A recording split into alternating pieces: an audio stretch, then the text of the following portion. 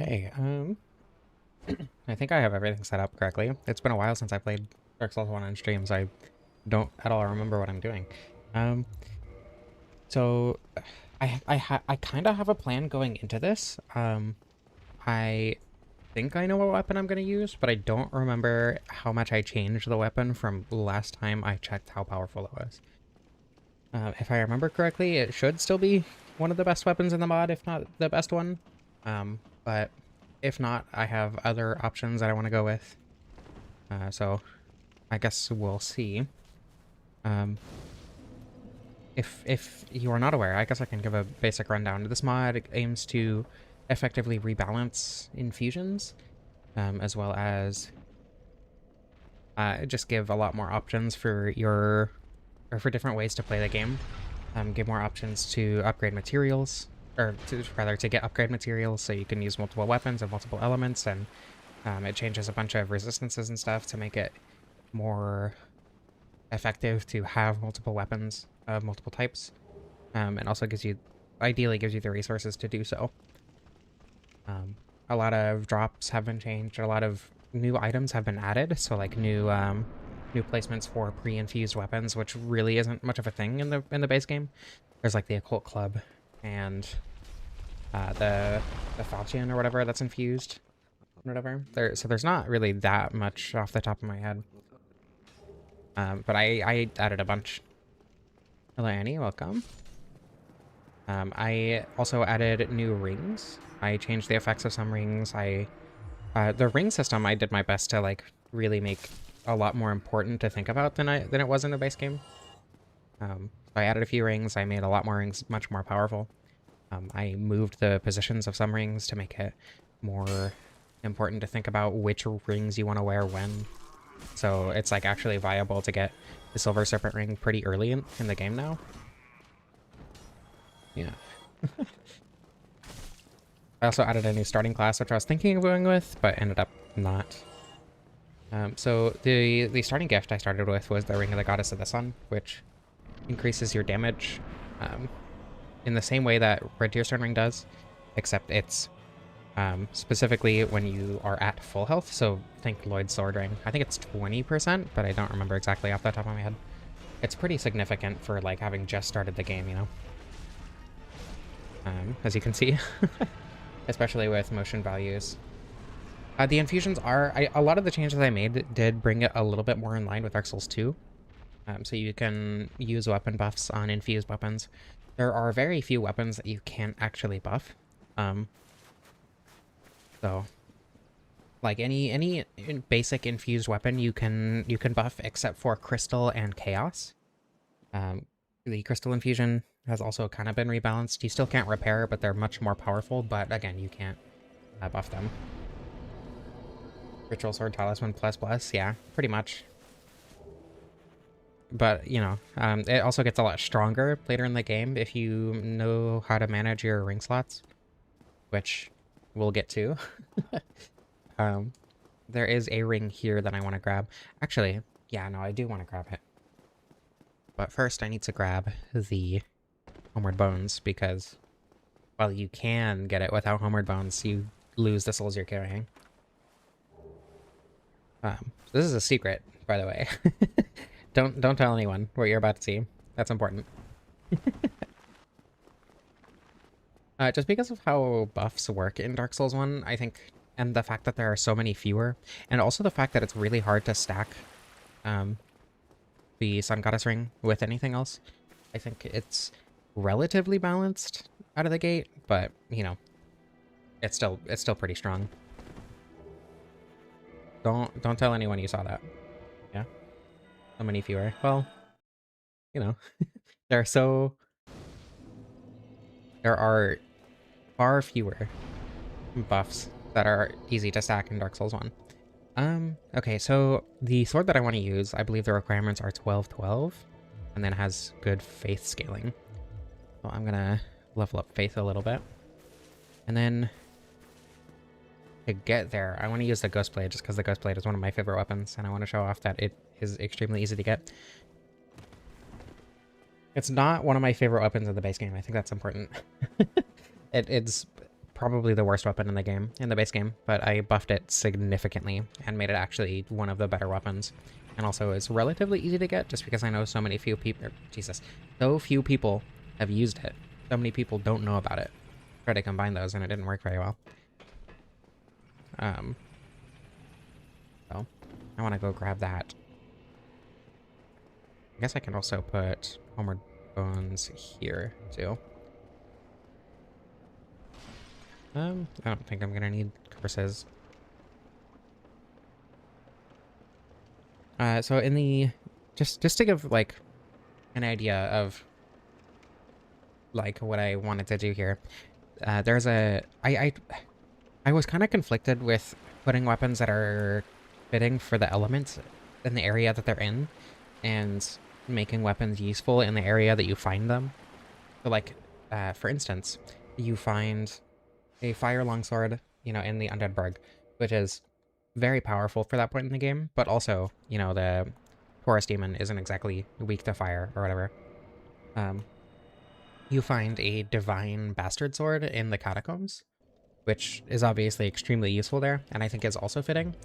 But then you find, say, a Magic Rapier in the Darkroot Garden, which isn't particularly useful there, but feels fitting.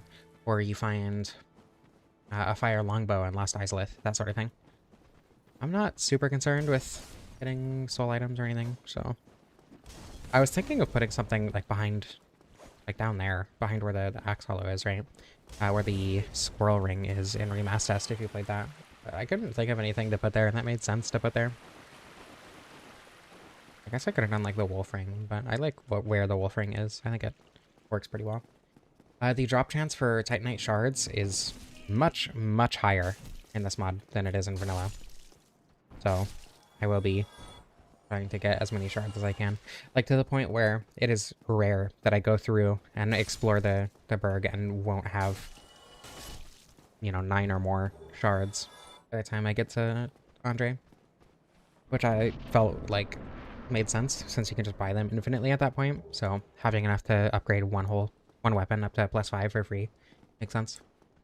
You're not wasting souls on buying something that you can just farm for anyway. Or that, you know, one weapon at the beginning of the game.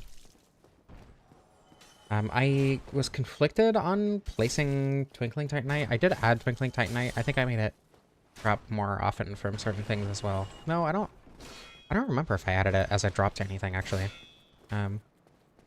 There is more Twinkling Titanite.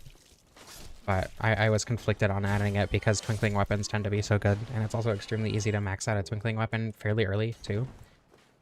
But, you know. Do I want to grab the rubbish? I don't think I care. I'm thinking about trading it for a chunk, but I'm pretty sure I also upped the chunk drop rate on Dark Raids, and also made other enemies capable of dropping it. There are 2 static shards in the Burg. There's 1 guaranteed from the Baron Ignite, which is vanilla. There's 1 guaranteed from the Boar, which is not vanilla. And if I just kill every enemy that aggroes on me, I should get plenty of shards, hopefully. Assuming I don't get extremely unlucky. The Gold Serpent Ring is where the Rusted Iron Ring used to be. So if you... so you can get that extremely early. If you do the jump, you can get it, you know, literally immediately. Which I was thinking of doing, but I don't think that's worth it. Because again, most of the time I play this mod, by the time I get to Andre, I'll have 9 shards anyway. I got the Ghost Blade and just am not using it. Yeah. It might be a little bit too powerful, but that's okay. I was also considering getting the Gold Pine Resin, but then I have to go buy the Resonance Key, and I want to keep my souls for faith levels, for scaling. I also want to be able to get Sunlight Blade as soon as I get into Anne Orlando, or to be able to use Sunlight Blade as soon as I get into Anne Orlando. Purple Tearstone Ring? Purple Tearstone Ring indeed. I don't have it equipped because I'm not really going to be using it with Wing of the Goddess of the Sun, but it is the idea is that it's a mix of red and blue. And it increases your attack and defense slightly when you're under half health, which is also ties into the other added tier stone rings, which are green and orange. Green is impure blue, so it's slightly higher defense at below 50% health. And then orange is impure red, which gives you slightly more damage at half health instead of 20% and then 50% more damage. I think the percentages are backwards. So instead of giving you 50% more damage, or motion value scaling, I guess, when you're at, when you're at 20% health, it gives you 20% motion value scaling at 50% health, I think. I don't remember. It's been a while since I made this mod. This guy still gives you a chunk. I don't remember if I changed Crystal Lizard drop rates, like if it's more likely to give you shards or blood shards or whatever, but I don't think I did. I added like proper descriptions to all these rings as well. Yeah, defense while HP is under half. Impure blue tier stone. And then the purple is a mix of red and blue. I thought it was fun to like add more tier stone rings because red and god damn it. Because red and blue tier stone, or the red tier stone ring is arguably one of the best rings in the game. And blue tier stone is kind of useless, but if you can combine it with green or purple, it just kind of is actually usable sometimes. Because you get such an insane defense boost at that point if you're combining them. On the bright side, I'm pretty sure the barrel is down now, so I don't have to worry about avoiding the barrel. Gotta make sure nothing is chasing me while I'm trying to get the Titanite shard. That was probably a better choice to begin with, but I got impatient.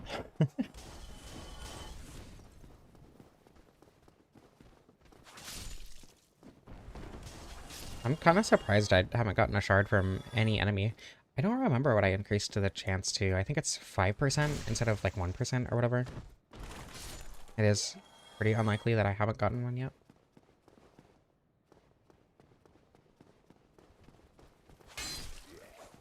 Pardon me. Oh, come on. The biggest problem with daggers is the reach. Hello, Flat Cap. Welcome. What the heck? Why did you aggro? Huh? Wait, why did this guy aggro? Oh.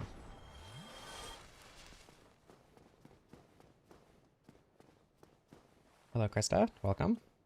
I'll be a little bit more careful about this drop this time. And grab the Titanite shard here.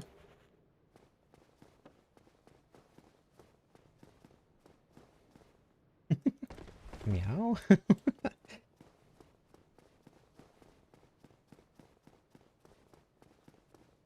You're not that late either. Only been streaming for about 15-20 minutes.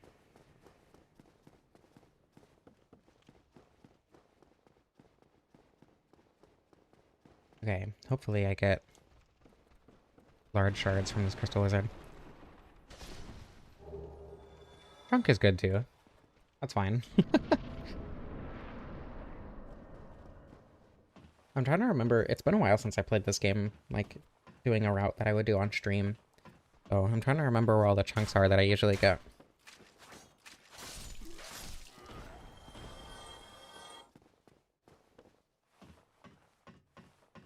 I wish there was a cat on my desk. A cat who actually liked me anyway.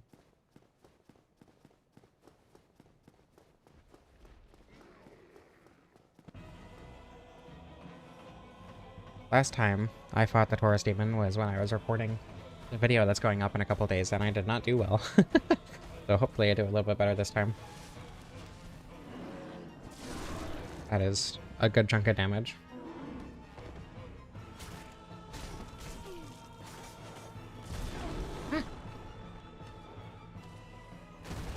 Damn it. Okay, whatever. Your starting setup. I made a slight change to Solaire. Mostly because I'm doing this stream. I had a bit prepared, but this is like an actually good mod change, so. Must be a video? Probably not. We'll see. I might make a video out of it.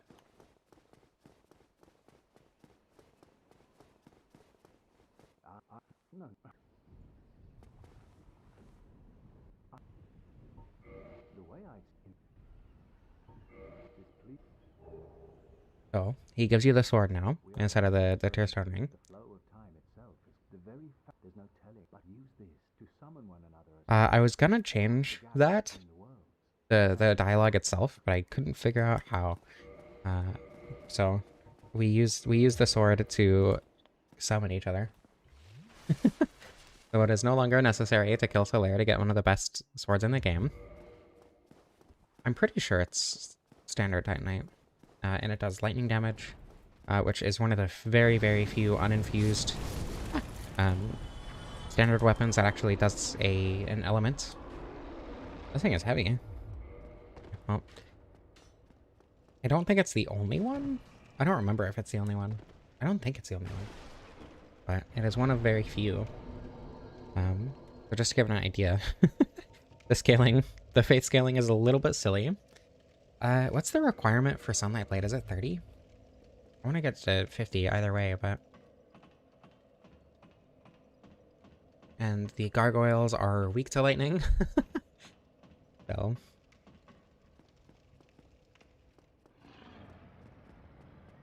I'm trying to think. I guess for things that are resistant to lightning, I could always get something that does fire and upgrade that, because fire also scales off faith.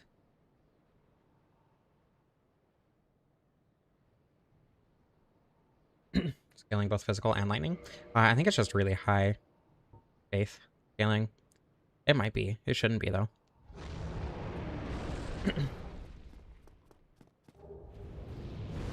I always get the soul and the claymore mixed up. This should be shard? Really? I'm like shocked I haven't gotten a shard yet. That's rude. Yeah, be at +0. It's very good. It had to be a reason to use a split damage weapon. I also significantly buffed like the Astora Greatsword, or Astora Straight Sword and everything too, so 3 split damage weapons should be significantly better. I haven't actually tried Velka's in the mod yet. I should do that. That sounds really fun.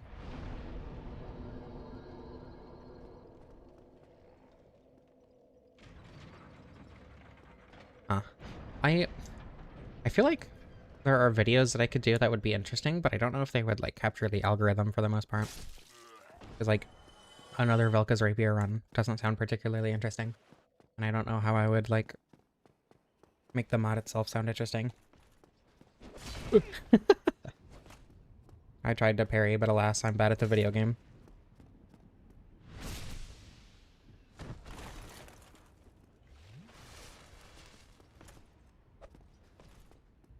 I'm surprised I was able to get that.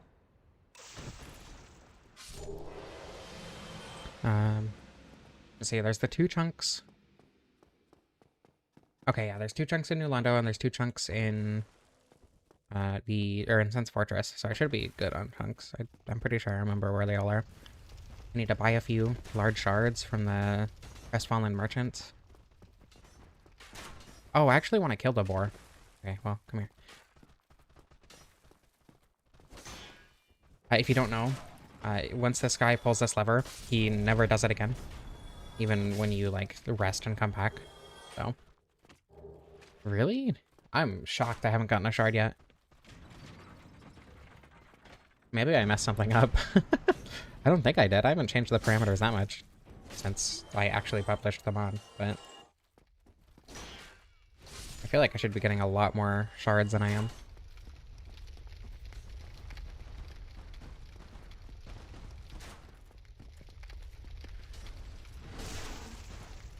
Is that a one-shot? That is a one-shot. That's funny.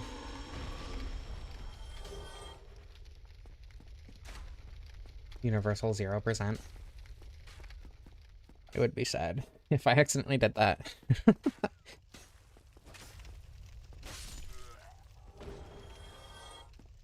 I do have Smithbox open, so I could check. I might not have changed it as much as I thought I did, but I could have swore I changed it to like 5% or something. It might be like 10% on these guys, and that's what I changed. I don't know. I know I increased it, is the point. I just don't remember how I increased it, I guess. Yeah, there we go. And I still got it. Still good at parrying in this game. That's crazy.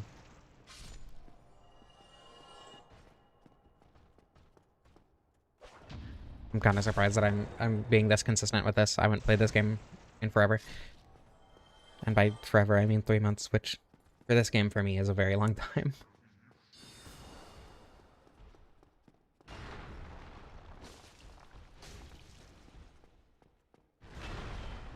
Okay.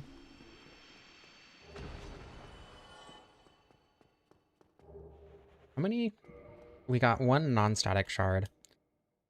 My left bumper is not mapped correctly because Steam... For some reason, my left bumper is tied to my left trigger. Thanks, Steam Input. The Lucky Dragon, welcome. Gamer mod indeed. That's why I changed it to the Sunlight Gay Sword. Editing every single instance of the text Sunlight Straight Sword in the game was extremely tedious.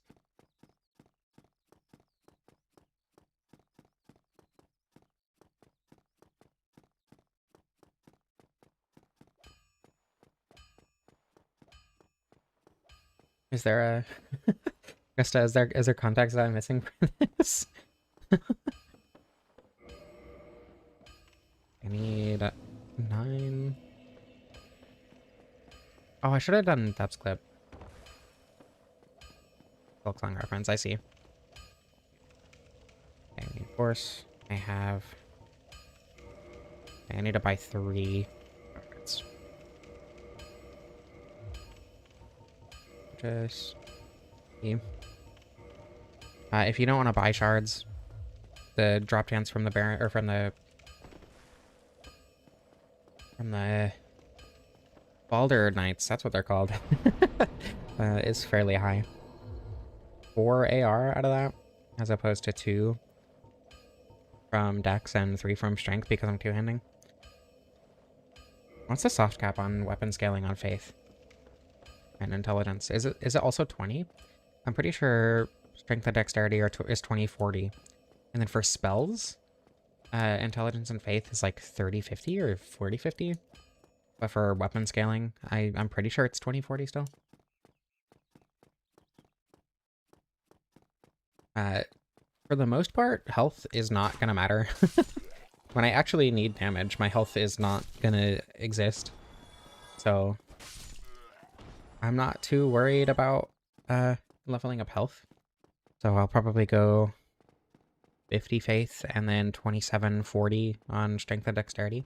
I don't know if I'm gonna have enough levels for that, but I should get pretty close. Calamite is actually weak to lightning, which is cool because I want to fight Calamite relatively early. Come here, please. Come here, please. Stop! Standing in the doorway.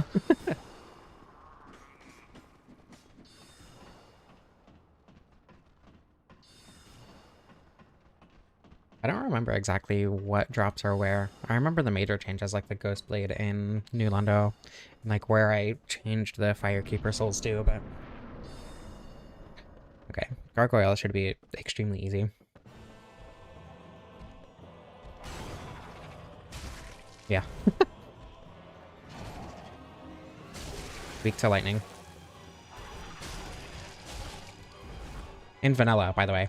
I didn't like make them weak to lightning because of some like balancing reason. That's just how they are in vanilla. And this thing does a lot of lightning damage.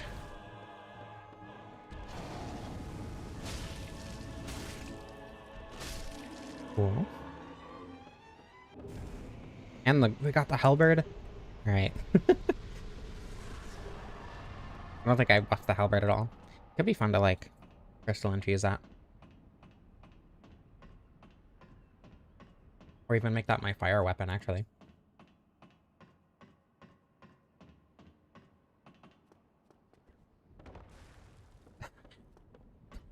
That's a really funny way to describe that. That sounds awful. I hope it's not. I hope you're able to be in somewhere with good air quality at least. Not having like a preview of the next item in my hotbar is very strange after playing so much Dark Souls 2 recently.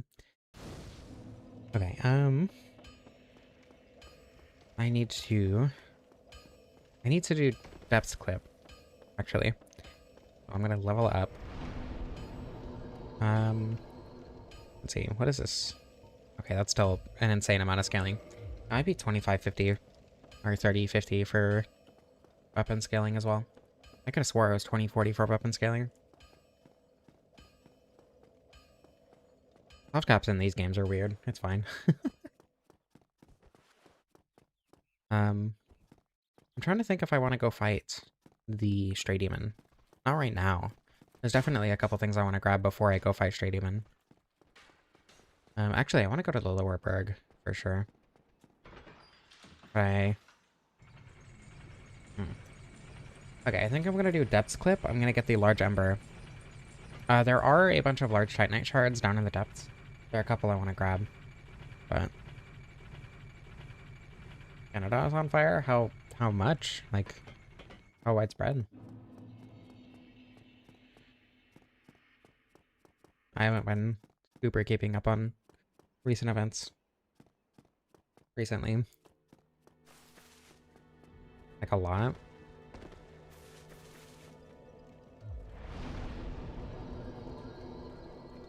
Wow. I love climate change.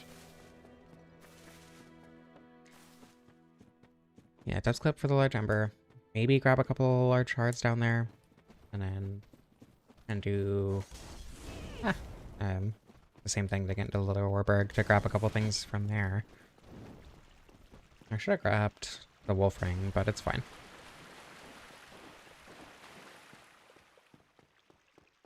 I also probably should have rested at Firelink, huh? Oops.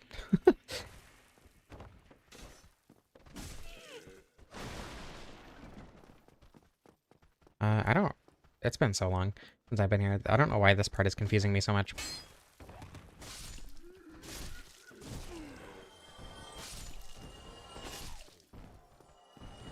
Okay.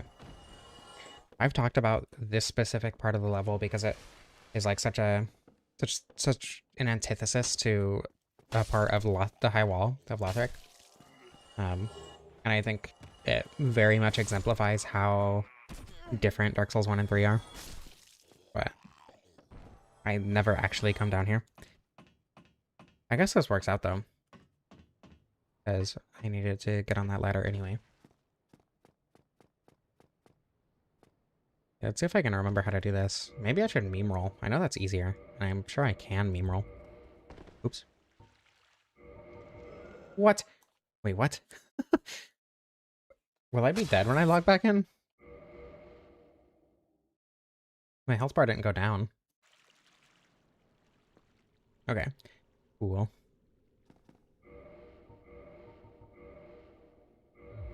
Does this put me in mid-roll? It does. Will I still be in mid-roll if I take off the gloves? I don't know if I'm in meme roll range right now, though.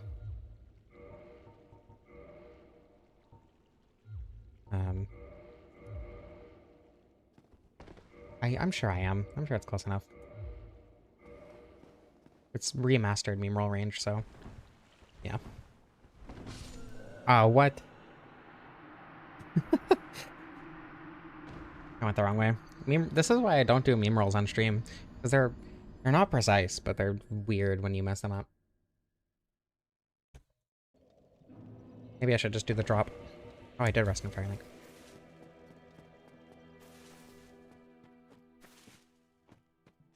I could also just fight Capra. Because I want to go into the Lower Berg anyway.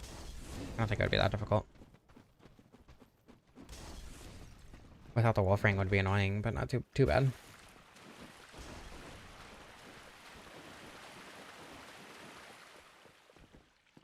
Look, I'm not washed, I just haven't played the game in forever.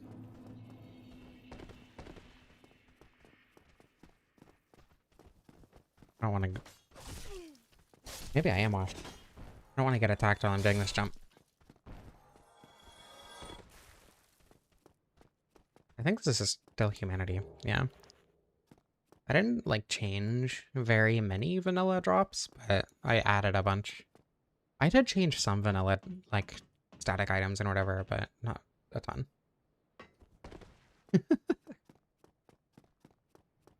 I can't believe a trans woman who makes Dark Souls videos on the internet is hygienic. What does the world come to?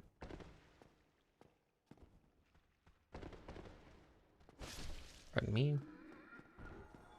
I do have DSR gadget open just in case, but hopefully I won't have any reason to use it.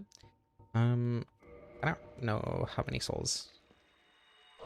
I don't think there's any static crystallized pine resin. I think it's 700 each.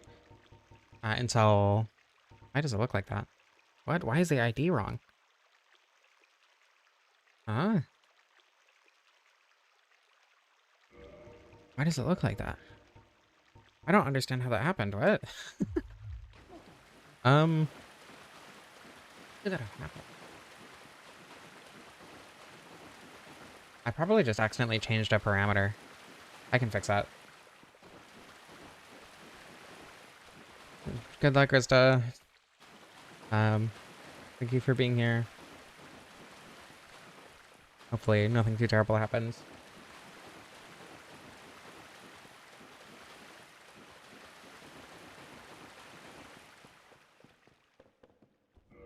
You know, I think I actually did change the ID of that item. Maybe I just copied the wrong file at some point. That should look like pine resin. Oh wait, no, did my... I don't know. I don't know why that's broken. It should be fine on the actual, like if you download the mod right now, link in the description by the way, you should be, it should look fine, but... I wanted the crystallized pine resin for the stray demon since it's weak to bleed, obviously.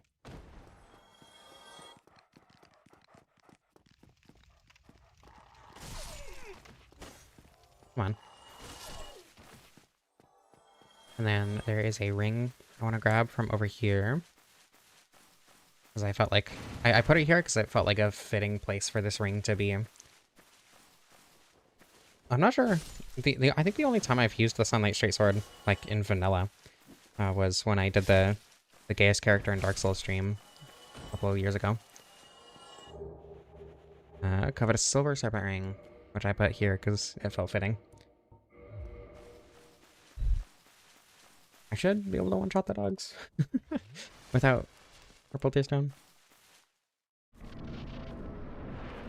Hopefully I don't just immediately die to Capra.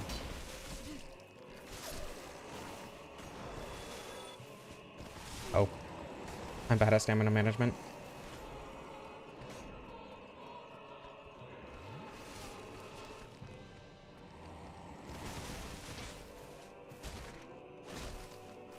There we go. Okay, I'm not completely washed. I didn't die to Capra so far. If I die to Capra Demon right now, though, I'm ending this stream.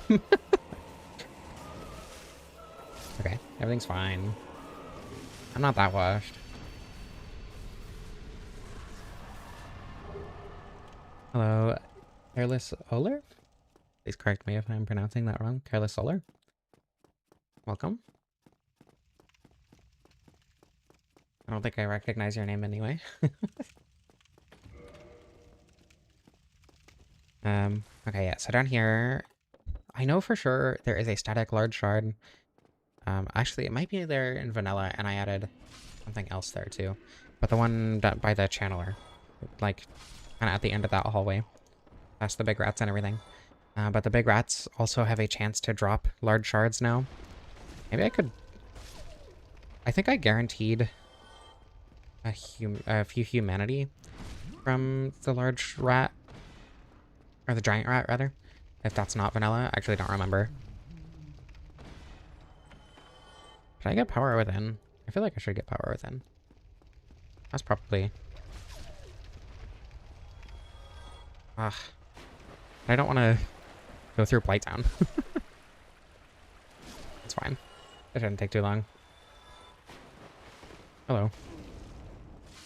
Ah!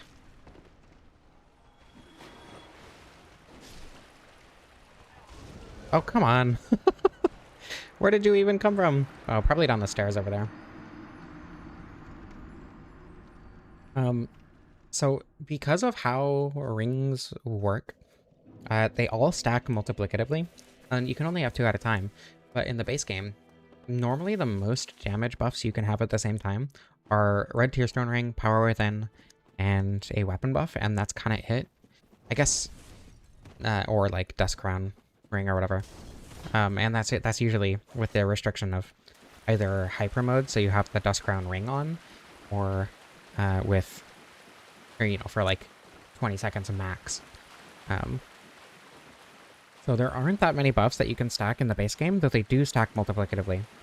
The difference in this mod is that there are, like, there's the red Tearstone ring, there's the orange Tearstone ring, which can stack, giving you 50% and 20% multiplicatively on your motion value scaling, which is also multiplicative, on top of like 40% from Power Within, which again, max 20 seconds, but there's also, we'll say for now, there's other ways to get more damage, which we'll get to, but no spoilers.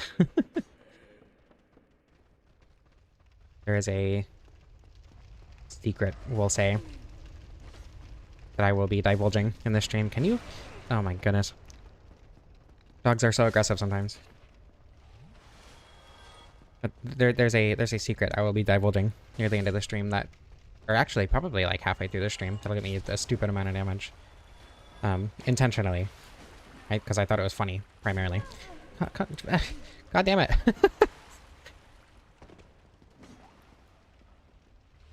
I guess I could always quit out to stop these guys from aggroing on me, but I don't know where their actual aggro range is, because I know like when you're in the water, you're more likely to aggro because of like hearing mechanics or whatever. I don't know what their sight lines are or how that works for these guys specifically. Oh.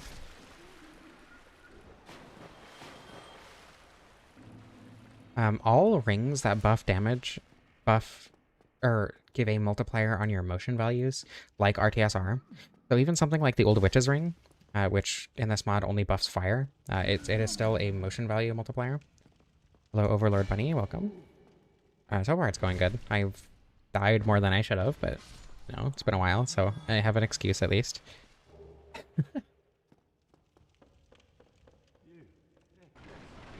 There you go. I don't think you need to talk to him to get him to go to Firelink. I hope not. I guess I could have just talked to him, but...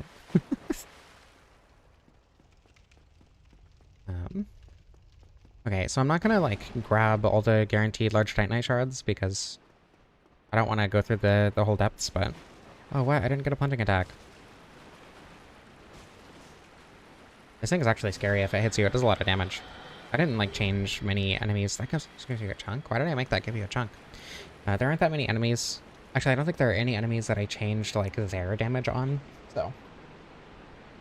That should all be normal, but... These guys I made drop large shards. No. Jeez. The big rats are so fast. I'm gonna be safe about it.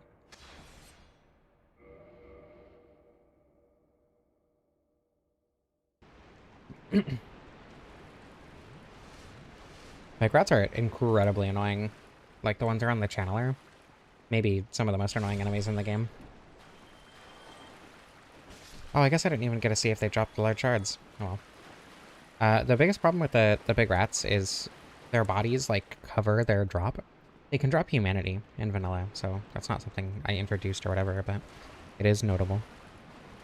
Are slimes weak to fire, but not lightning? I thought they were just weak to elements in general. I don't think they have a very high chance of dropping large shards anyway. I know they drop green. I wonder if it's worth it to go lightning infusion. I don't remember exactly how the infusions work with that kind of scaling right now. The rats in particular? Don't dogs as well? I don't remember if they do in this game. But I think the idea is that they eat humans, right? Eat the corpses of humans especially. I've always assumed that was the implication with that. The basilisks do have a chance to drop green titanite if you want that. They're weak to fire specifically? Yeah, okay. I always thought it was just elements in general, to be honest. Gaping is, incredibly weak to lightning, and I have a lot of lightning.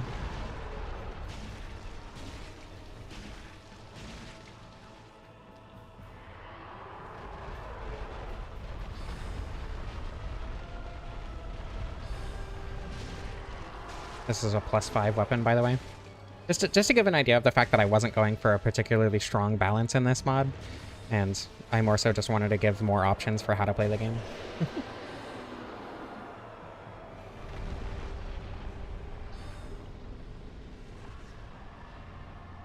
An animal spirit? I don't know, that's always felt like... I've always...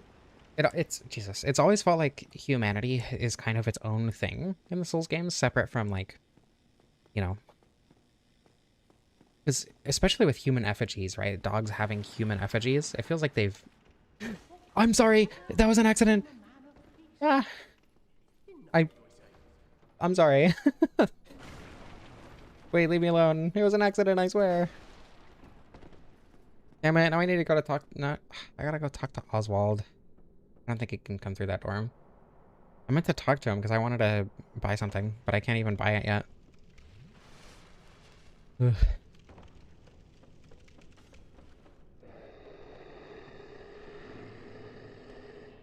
I think the best change they made between Dark Souls 1 and 2 is the fact that they changed the Pardoner name to Cromwell. Cromwell's a good name for a Pardoner. Toxic is, like, insanely devastating in this mod. Hopefully, I won't be showing that off, but if you do get Toxic and you don't have a Blooming Moss, or you can't use Blooming Purple Moss at the moment, you're probably gonna die. Hello, Ria. Welcome.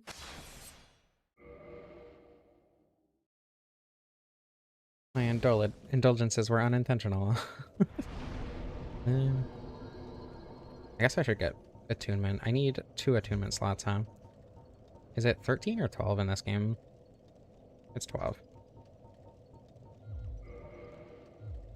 Yeah, if you're enjoying the stream, you should like it. Does a lot for the algorithm and lets me know I'm doing the right thing. And all that. Okay, right. I need to run past the fire dogs. I forgot where I was.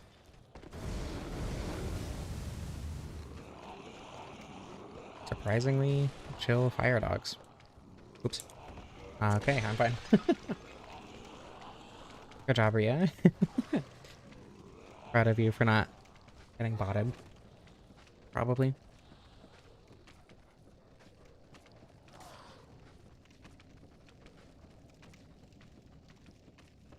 Okay, this guy I got Toxic by last time I played.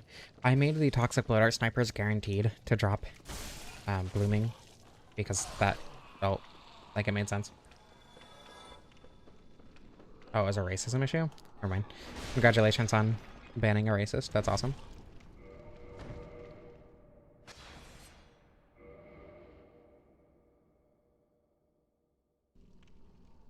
Okay. I don't think there are any other ghouls that should try to attack me now.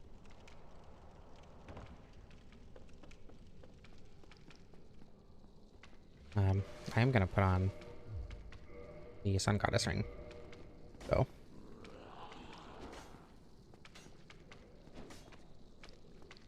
There we go. Got power within. There was a bit in the video. Oh my goodness, coming out on Saturday that I thought was really funny. It goes on really like way longer than it should, but I think that makes it funnier. But I put a lightning cestus there. There's a bit on that specific platform. So if you watch the video on Saturday, let me know what you think, because I was very apprehensive on putting it in because of how long it is.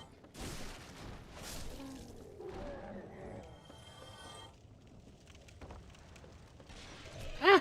That's bad. I don't have time to use Blooming Purple or Blooming Moss. Actually, yes, I do. Yeah, that's a lot of damage. Very, very quickly. Pardon me, please. I don't think I've ever had this happen.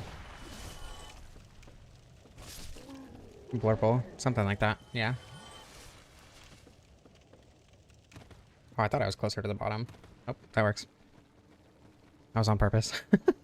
I know what I'm doing. I know how to play Dark Souls.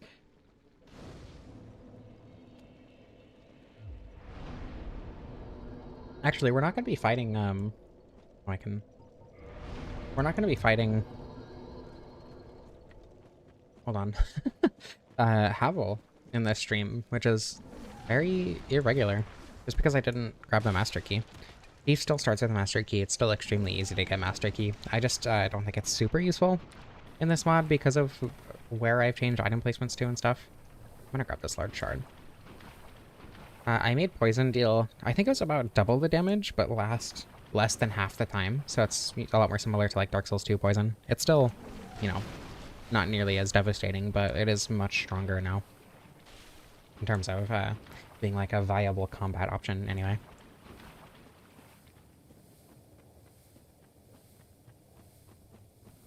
So if you like using Poison as a combat tool, you won't have to wait, you know, 10 minutes for it to be useful at all. I did give approximately the same buff to all forms of poison, so all the poison that can be applied only by enemies, but also all the poisons that can be applied by the player. I didn't grab any rotten pine resin because it's not incredibly useful still, but again, if you want to like make a build around it, that's entirely viable now. I would like to emphasize again that my point with this mod wasn't to make a super balanced experience, but to give you more options to play through the, or of ways to play through the game, right? So, more things are viable, and some things are insanely overpowered. Kind of like Dark Souls 2, actually. I guess a lot of the changes I made were very, very in line with Dark Souls 2. I can use a gold pine resin here.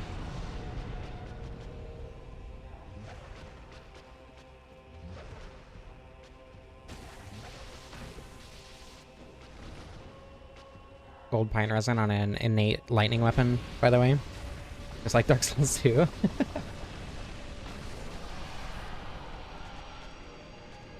I also buffed charcoal pine resin significantly. So 518 AR on a +5. I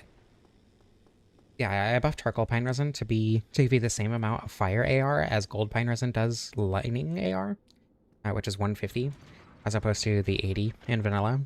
And then I repurposed the 80 AR to apply to a ring. The orange charred ring, when you wear it, gives you fire on your right hand weapon. I don't know that I don't think it stacks properly.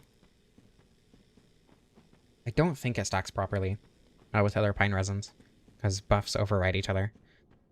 But I'm not actually sure how that works. I've never tried using the orange shard ring with another pine resin. But it is applied to your weapon in the same way as a pine resin. I'm not sure if it like... I think it just overrides any other buff currently on the weapon, but I'm not sure. I haven't actually looked super into that. I wasn't too worried about conflicts because you could just kind of vibe them out pretty easily. Which admittedly might not be the best like user experience, but I don't think that was exactly the main point of this mod in intention. I should do quite a bit of damage to Ceaseless. I don't think there's anything down here that I want to grab right now. I don't think anything has a high chance to drop large shards or anything either. And I don't think there are any static large shards here though. Here either. There is a couple static demon titanite down here. Like in the demon ruins, so you don't have to like get the Lord Vessel to get those. That you don't have to get from the Titanite demon. There's also like twinkling titanite. There's some green titanite down here. There is reason to explore this area this early in the game, just not for this build specifically. Build, quote unquote, for this weapon. I think as soon as I get to Anne Orlando, or as soon as I get the Lord Vessel, I'm gonna go straight to the DLC. I think that makes sense for the things that I want to use.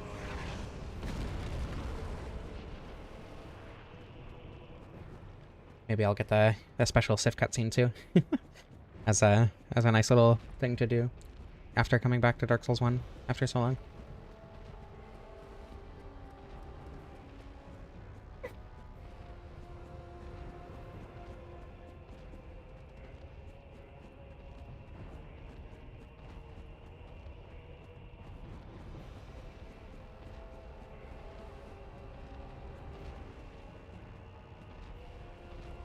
I feel like I should use Ceaseless themes more.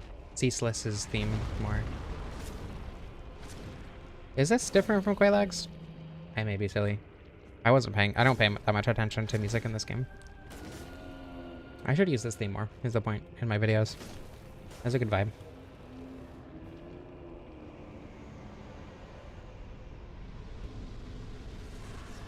Okay. I like to wait for the cutscene, because otherwise it'll play randomly when I get back down here.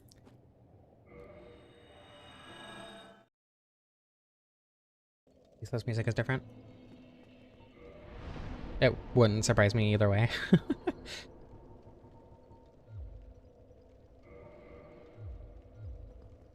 Useless discharge. Sis.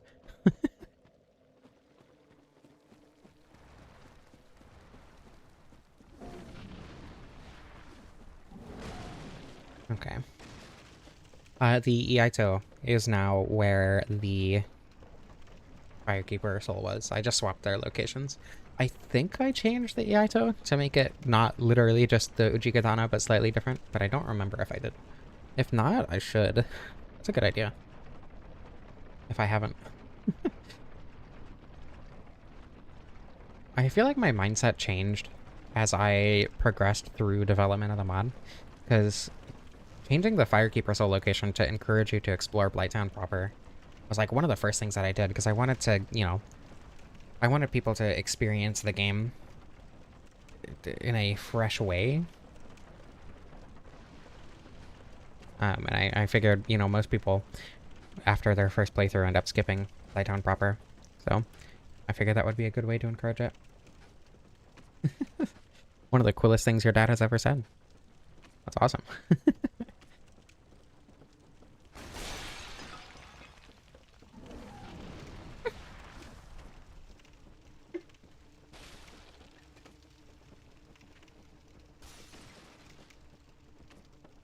Yaito? Is that not how you pronounce it?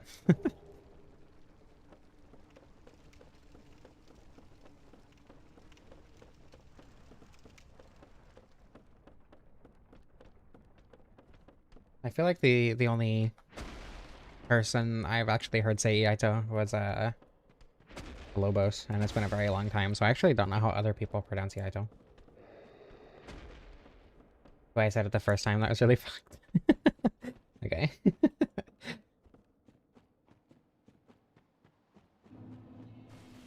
I want to grab the orange Tearstone ring, which is where the red Tearstone ring is in vanilla.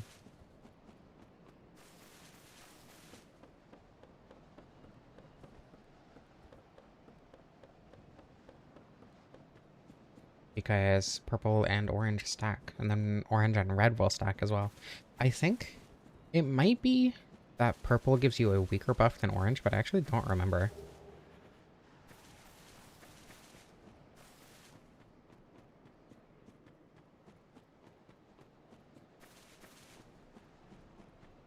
Orange juice ring, yeah. I feel like... I don't know if this is actually why I made it orange, but there is an orange... What is it? Orange something.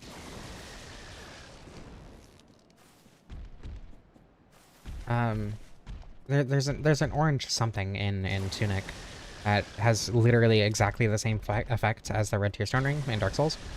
I was messing around with stuff like debug stuff, not debug stuff, but I was using tools to check values in Tunic, and it was literally just at 20% health you get 50% more damage. So it's exactly the same as Dark Souls, just without the whole like motion value thing, because Tunic's damage system isn't as completely fucked as Dark Souls ones. I need to play more Tunic. I need to finish the stick only run, but that final boss is rough. What? I should have dropped. Oh, it's fine. I don't care. It's 2,000 souls. I don't care. And 2 soft humanity. Need to do the true ending? You do. The golden path isn't that hard.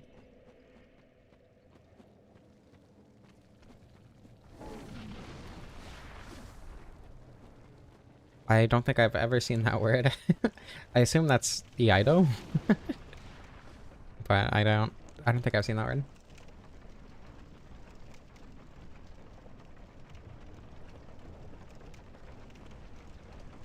Or is that an L?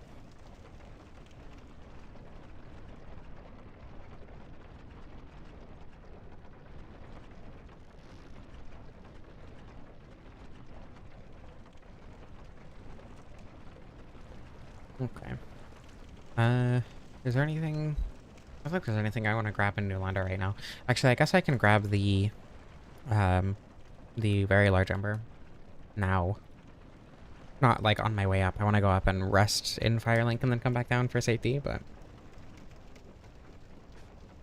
I can grab the very large ember before going to Sens to get the rest of the stuff that I need for upgrades. It would be really nice to like get a random chunk drop though. Did I grab the rubbish from... Yeah, I did. Actually, I don't know if it would be... I think it would be faster to just go trade the rubbish rather than kill both the giants if I get a random chunk drop. I guess I can also grab the gold serpent ring. That was a good yep. Doing bows only? I love bows only in Dark Souls 1. Especially with a red tearstone ring. If you stack the red tearstone ring and orange tearstone ring in this mod, bows are stupid. Probably.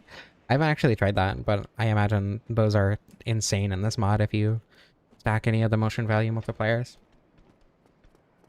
That is something that I was considering doing today, but I would rather use a melee weapon just because the mod is geared toward buffing melee weapons and making them more viable. I didn't really change bows very much. In fact, I don't think I changed bows at all. I didn't give, like, infused bow scaling or anything like that.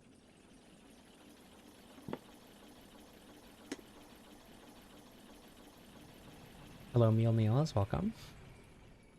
Glad you could make it. The orange tearstone ring is a ring in this mod that is basically a weaker red tearstone ring, but less risky. So instead of being at 20% HP, it's half HP. But it's a weaker buff.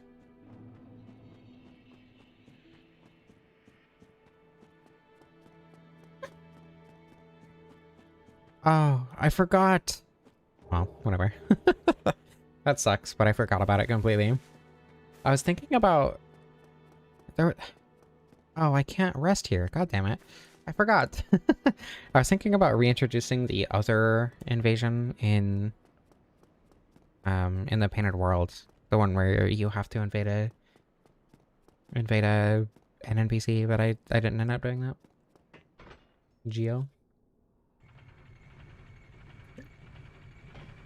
I want to go here, since I have the crystallized pine resin. No reason not to.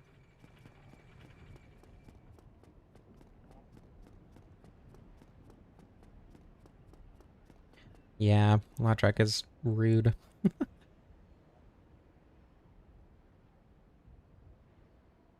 I always forget that Lautrec kills Anastasia when I do Blighttown because of the order that I go to Blighttown in. Yeah. I think those words are right.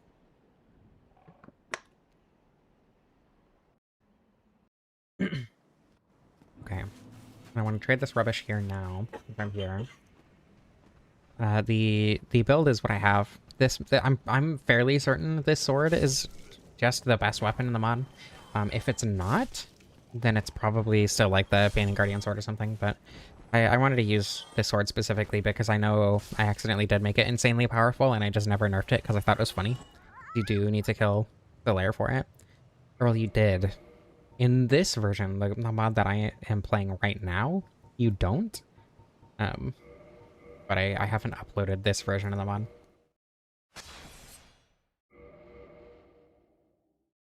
I have died from that, even died.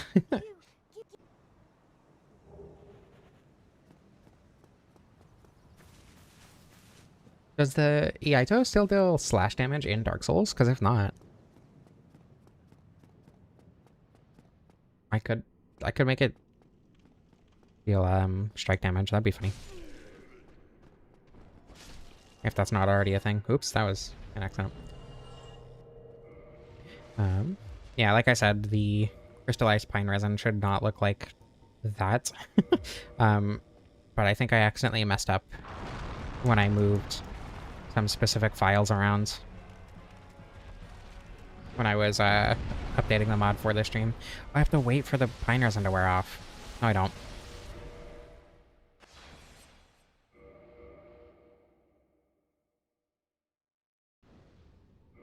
And you know what else I can do? Because it'll be funny.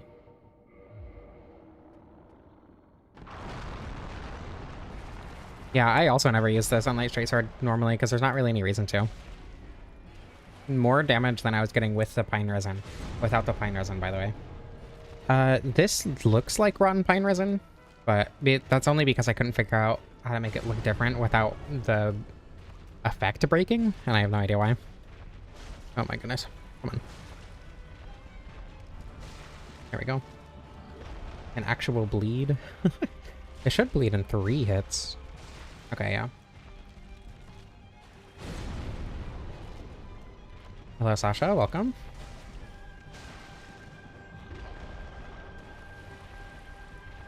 There we go. This is a +5, by the way. I feel like I want to reiterate that. I should probably grab that. Lab. Not gauze in your mouth. I hate how that feels. Hopefully you're handling it better than I do. I don't think I care about that at all. But might as well kill this guy for some extra souls.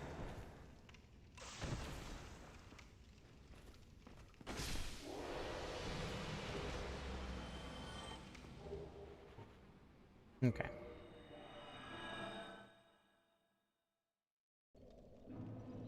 Oh, right. Damn it. I forgot. Does slash damage? I might make it do strike. That sounds funny.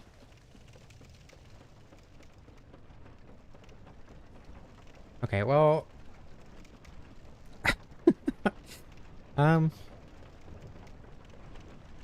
I guess... I don't want to go through New Londo right now. Because I don't want to die while trying to drain the water.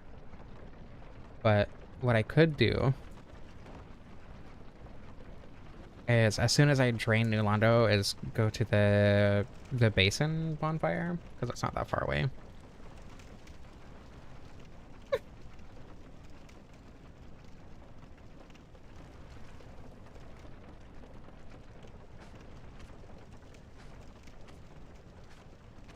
Yeah, change nothing else about it, just change the damage type. Which, because of how slash and strike are in this game, just makes it a better weapon.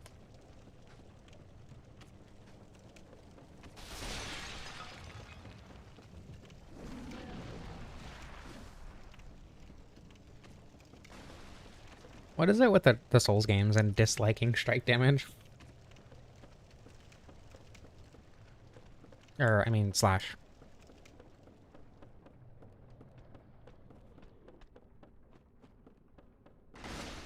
Okay. Oh, I rang both bells, didn't I? I don't have to do Sin Skip. I kind of forgot that I was even going to do Sin Skip in the first place. Huh. See, this is why I like this mod and what I did with this mod, because even in intending to do sequence breaking, I just ended up doing a completely different sequence than what I normally do and didn't end up using that much sequence breaking. New Londo not having a bonfire keeps it from it being one of your favorites? I disagree completely. That's exactly what makes it one of my favorites. You have to plan around it. Even when you have the Lord Vessel, you have to like be a lot more careful about when you come down here and where you rested beforehand and everything.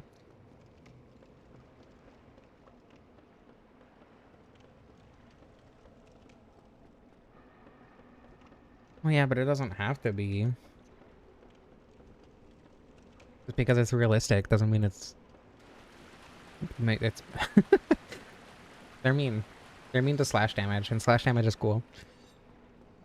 because of the weapons that deal slash damage.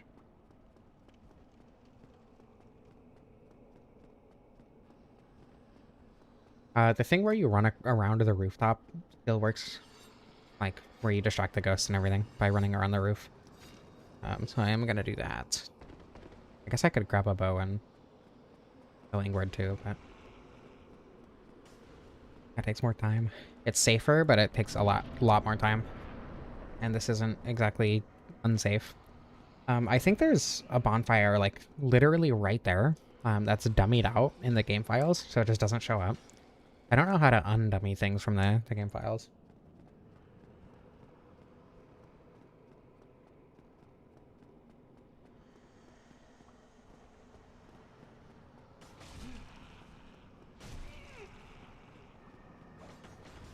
God damn it.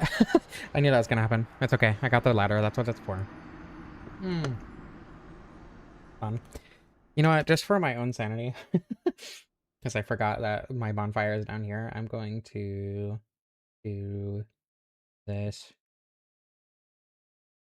That's why I didn't want to die. It had nothing to do with not wanting to go back through New Londo. It's fine. Fine.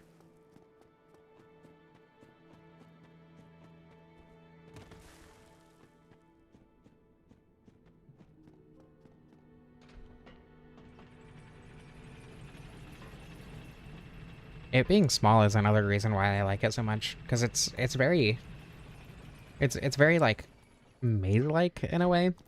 It's one of those levels that I think uses verticality really interestingly, like Blighttown, but you know, in a different way where it's a lot more intertwined with itself. And it being small kind of allows it to be more intricate without being confusing, and I think that makes it a lot better. And you know, not having a bonfire is definitely part of that, as if it was as intricate, but with a bonfire, it'd be less interesting to navigate, in my opinion. Ooh, Sasha. I think being compact is a good thing. Tomb of the Giants, like, it's incredibly linear, right? So going through it, for me, going through it now is kind of boring, because it's just a straight shot, straight to the end when you know where you're going. I think for a first playthrough, it's really, really good, but after that, it just kind of sucks. Duke's Archives is cool. Duke's Archives is also very small, but it's very intricate. Izalith is kind of, I don't know, I'm kind of conflicted on Izalith in general, because I do really like Izalith, but, you know, if your goal is to get to the end, it's a pretty boring level. It's very fun to explore, though. I love the whole maze area. I don't know why the ghost just didn't attack me this time. Catacombs is very good. I agree.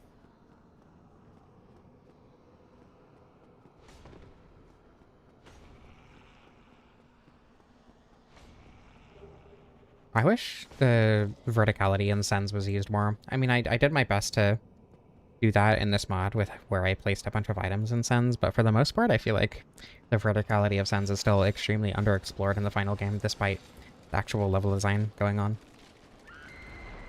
Just because of item placements and direction of progression, and the fact that you get the Lord Vessel immediately after you get through Sens, so you don't have to go through it backwards ever. Okay. Hello, Ingrid.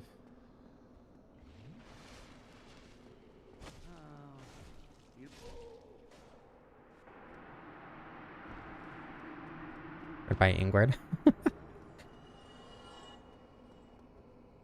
I feel like I could do something interesting with the Key to the Seal, but I feel like that would also fall under, like, changing progression too much. Because I don't want to change the underlying game at all, you know? I kind of just want to, like, make the experience of the game different. That was my entire goal with the mod.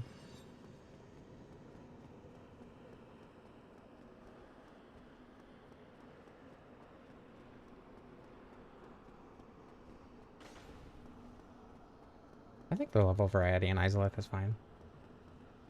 I'm a lot more interested in the enemy placement and level design overall. Yeah, true. Only allowing warping after you place the Lord Vessel would have been a really good idea. Especially because Anor Londo itself is really easy to go backward through. I'm gonna quit out so I don't have to deal with the ghosts.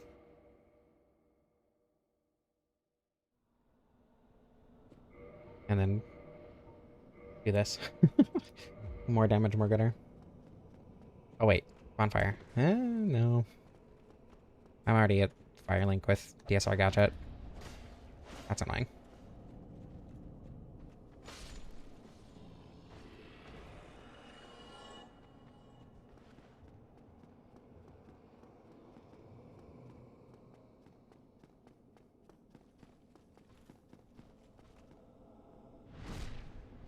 Is that a one-shot? I think so.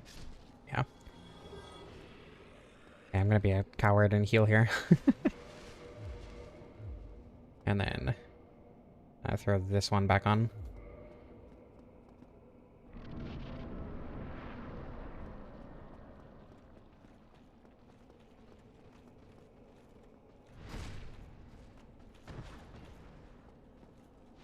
No.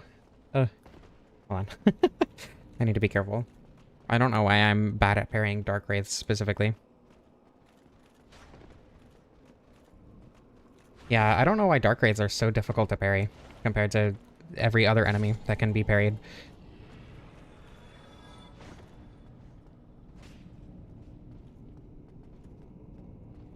I'm glad I'm not the only one who has that issue.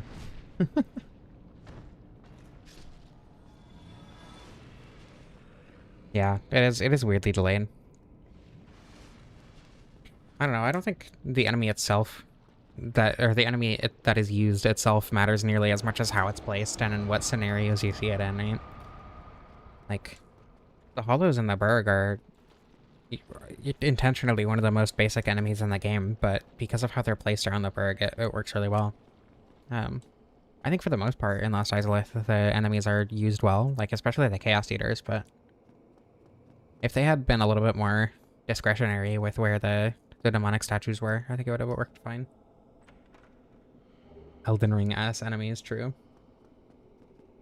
Can't roll it through their grab attack and ult them. That would be pretty awesome. Need to add ults into this mod and the Undertaker ult dodge.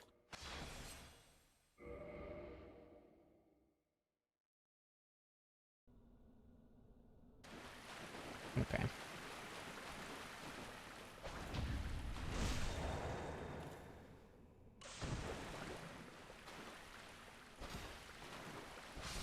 Oh, that was without Goddess of the Sun ring.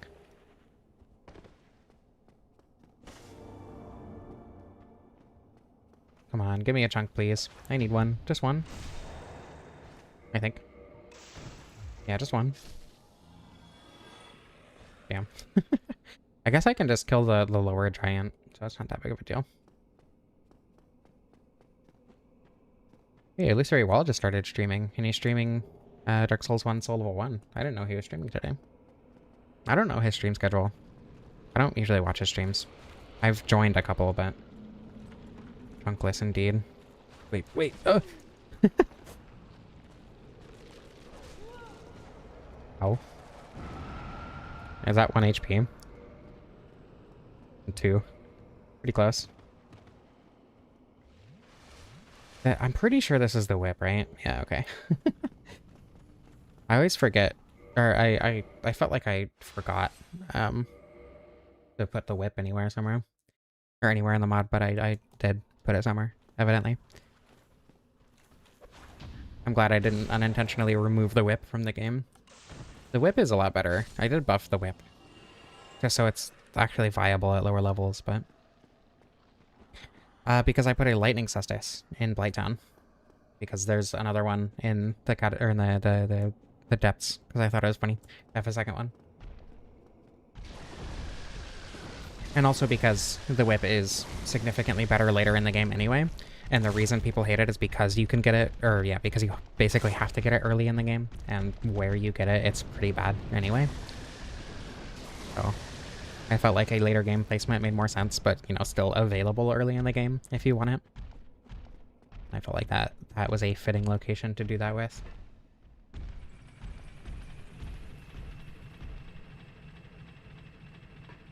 And also because the item that I was replacing isn't usable in the mod anyway. the red eye, cracked red eye orbs. I think I accidentally left cracked red eye orbs. I could replace it with crystallized pine resin. Queer legs or whatever her name is called. You can still get the whip before her. Okay, it seems like the soft cap is in fact 40 per weapon. I think in that case I do actually want to start leveling strength. Just because I'll still get good damage off of Sunlight Blade once I get it. Even without, you know, 50 faith specifically. Spear Legs is my favorite Dark Souls 1 boss. Is this still the... I'm pretty sure I actually didn't change the Grass Crush shield at all. I'm fairly certain.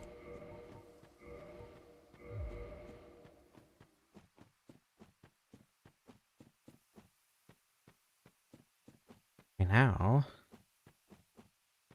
I need to upgrade this to plus 15. And then we go to Anor Londo, we get the Lord Vessel, we go to the DLC. And then we get a secret. We abuse a secret. Punk? Our shard works too. Yeah, I made a lot of changes in this mod. I would be surprised if I remembered all of them consistently. This is why I document most of them. And the ones that I don't are small, like individual item placements. And I can just look up where they are in Smithbox, which is not difficult. Which is why I actually have Smithbox currently open in the background. I haven't referenced it yet, but it is there.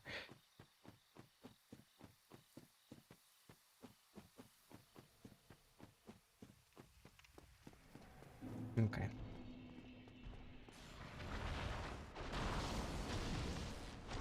That's a lot less damage than I was expecting. I think I might have made them... That was scary. I think I might have made them more resistant to lightning, because I don't think they're very resistant to lightning in vanilla. Andre, upgrade my thing. Magnificent. Oh wait, modify something gay sword. Keep in mind, I was getting over 500 AR with a +0. Oh. Once this thing is maxed out, it's going to be pretty silly. It is primarily lightning damage, which means something like ONS is going to be a little rough, but it should be fine. I left the Crystal Halberd in Anor Londo. I might grab that. What's the vanilla halberd dexterity requirement? I feel like it's like fairly low. Sekiro reference? Probably. Andre is Sekiro.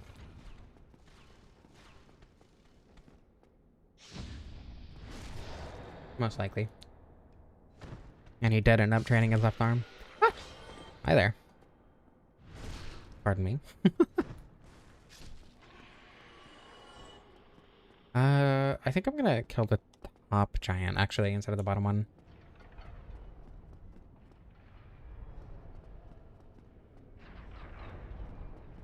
Just because killing the bottom or the top one is actually beneficial to something other than just getting the chunk, since I won't have to deal with the giant in the golem fight. Not that it's gonna matter that much, but you know. Very relatable, Ria.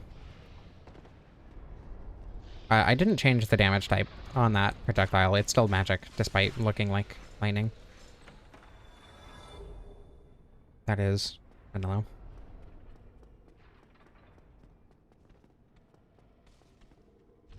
Honk.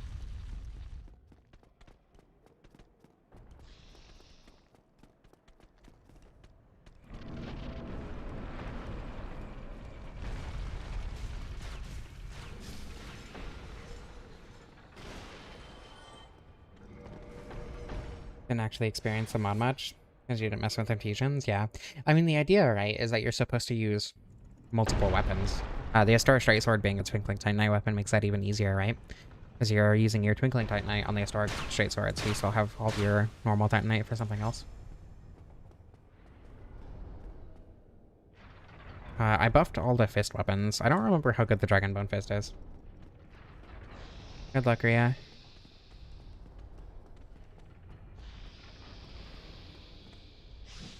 Pardon me.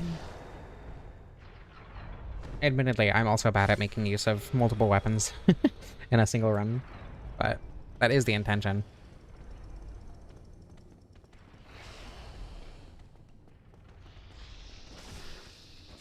Pardon me.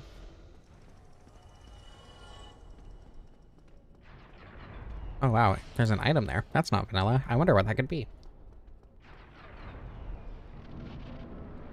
What build were you going with last time, Sasha?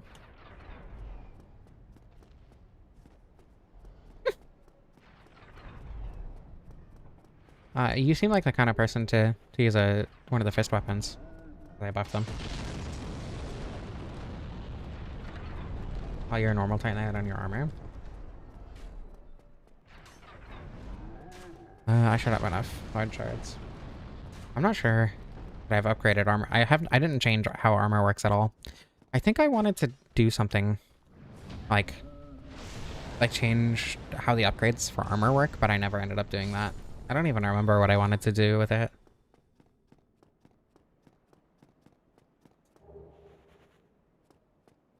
Eagle Shield, Giant Halberd, and Sunlight Blade. That's awesome, actually. That's a really good build. How'd that go?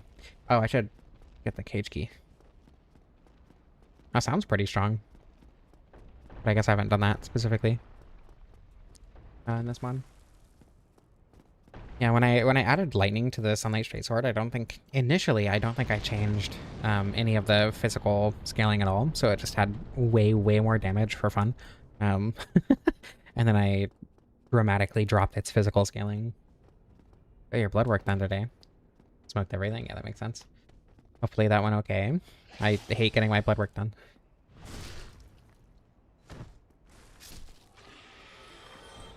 Yeah, I don't know if I'd even be able to make infusions for armor. I'm sure I could. Is that a Flamberge? It is. Wow.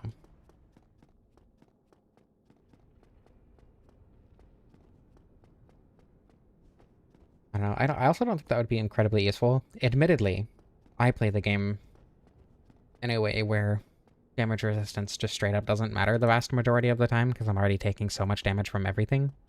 And the mod is entirely made to cater to my playstyle. But, you know.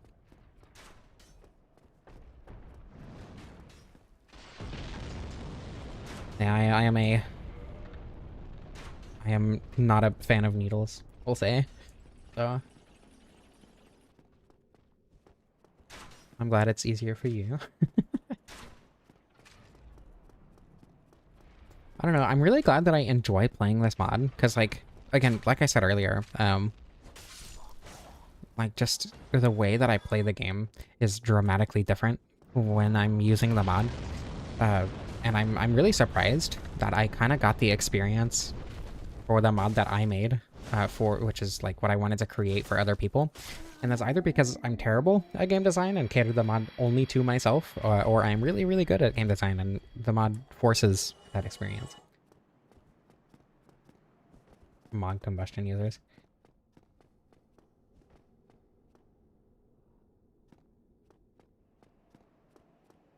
Well, I like fashion, so buffing armor might be a net negative. I don't think you'd be able to encounter combustion users, unfortunately. Actually, I bet if you're on... I bet you could use Seamless. I don't know if you could use Seamless with this mod, actually. I should try that. I didn't even think about that. You should be able to. Seamless might, with its new items, actually might replace something in the mod, though. But I don't see why that wouldn't work if both players are using it. You'd have to... I don't know. Someone should try that and let me know. If I don't get around to it first.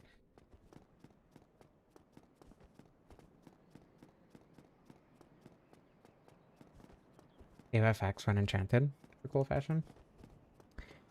I don't know if I'd be able to tie effects to specific piece of armors, specific pieces of armor. I could try, but I'm not sure how off the top of my head. Okay, upgrade this.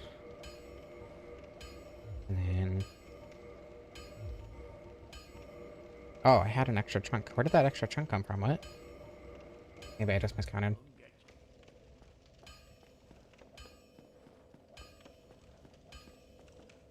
I've noticed that most things that I've played tend to give the strongest effects on helmets rather than the rest of the armor, which I find funny.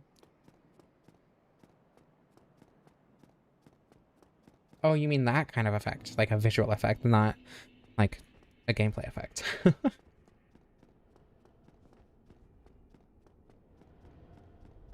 Adding visual effects would be very, very difficult. I'm not sure. I know that visual effect particles are dependent on dummies, and I don't think armor pieces have dummies. I think those are assigned to the player, like the collision. And I'm not sure how those would work at all. And I don't think you could specifically apply any visual effects to armor without pretty heavily changing how visual effects are handled behind the scenes. Dummies are points placed around the weapons that determine hitboxes and stuff.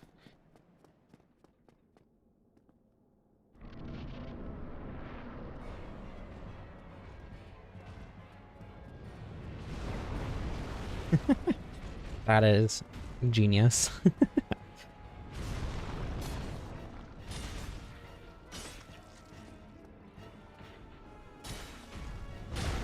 Hey, cool. Got him to fall. What is my AR right now? 514. Yeah. that, that feels like an insult. I think smart people watch my stuff.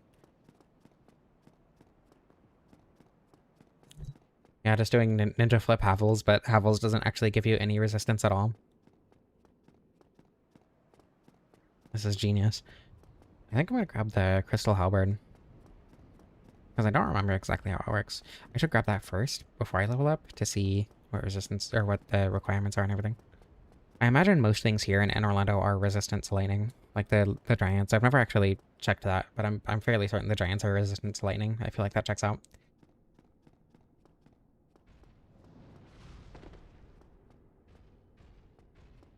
I think I was gonna change the Darkwood Grain Ring to something else to make it stronger, but I don't remember how I was gonna change it. I didn't end up actually figuring it out though.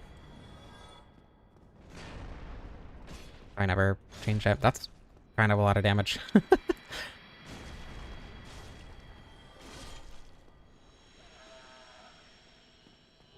All right.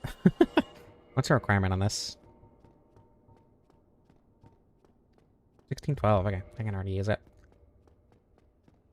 I think 1212 is the requirement on the Sunlight Straight Sword. Sorry, Sunlight Gay Sword. My bad. My finger keeps slipping, so I keep jumping when I mean to just run. You upgrade my Estus Flask. Hello, Amber. Welcome. I think that's all of them. Yeah. Wait. Hello, Van. Welcome. Sunlight Gay Sword, indeed. Do I have any others? No. I want to get my strength to 27, and then I'll start leveling dexterity.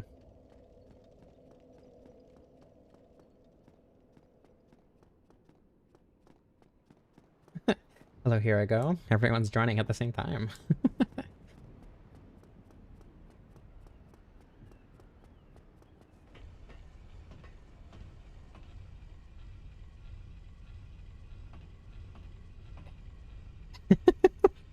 Amber, what was the intention with the E's? I almost died to the Painting Guardians, throwing knives, when I was doing the fire longsword run. What the? What the? Okay, Meta Horizon Link just tried to update in the middle of me playing this, so that's cool. Let me affectionate? Okay. What the hell? No. Hold on. Ugh. Let me make sure that that's not running in the background because it should not even be open right now.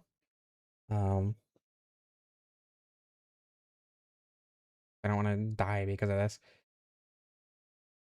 It is open. I could have swore I removed that from startup apps. Ah, I see.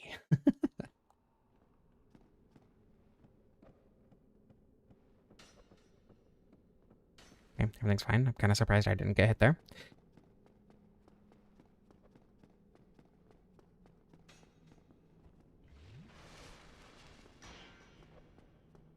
Oh, that was like 1 HP, and now I don't have Goddess of the Sun ring active. Tragic. Have I done the DLC yet? No. Not yet. God damn it. I'm going there as soon as I get the Lord Vessel, though. Oh, wait, how would I have done the DLC without the Lord Vessel?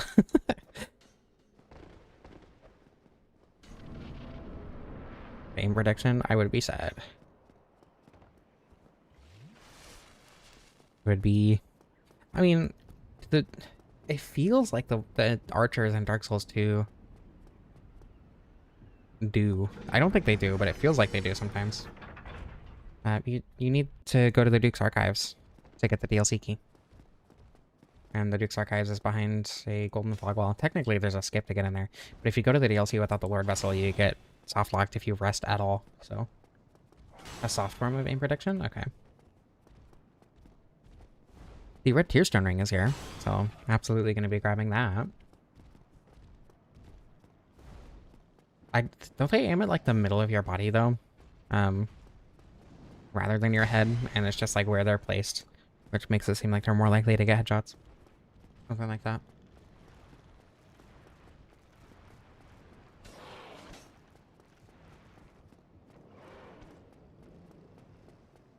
Okay.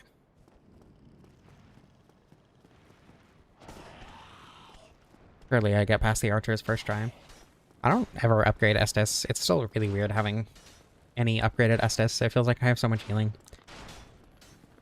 Especially after like Remass Test. If you've played Remass Test, it nerfs Estus hard. Like, unupgraded Estus is so little healing. It's very funny. For me.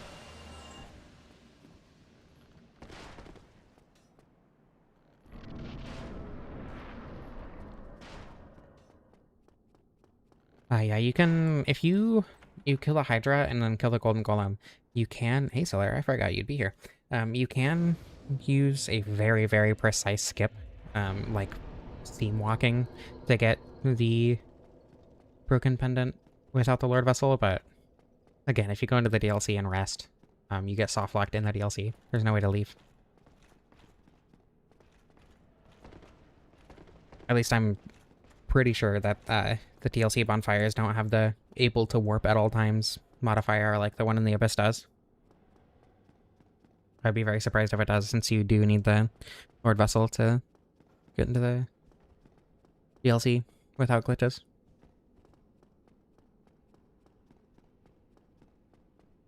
I'm tempted to RTSR, OTSR. Yeah, it's a soft lock. Okay, I figured.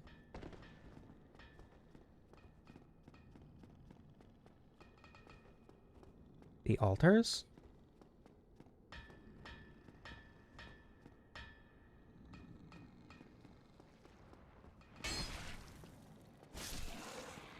Oh, do you mean like the things that get you into the DLC?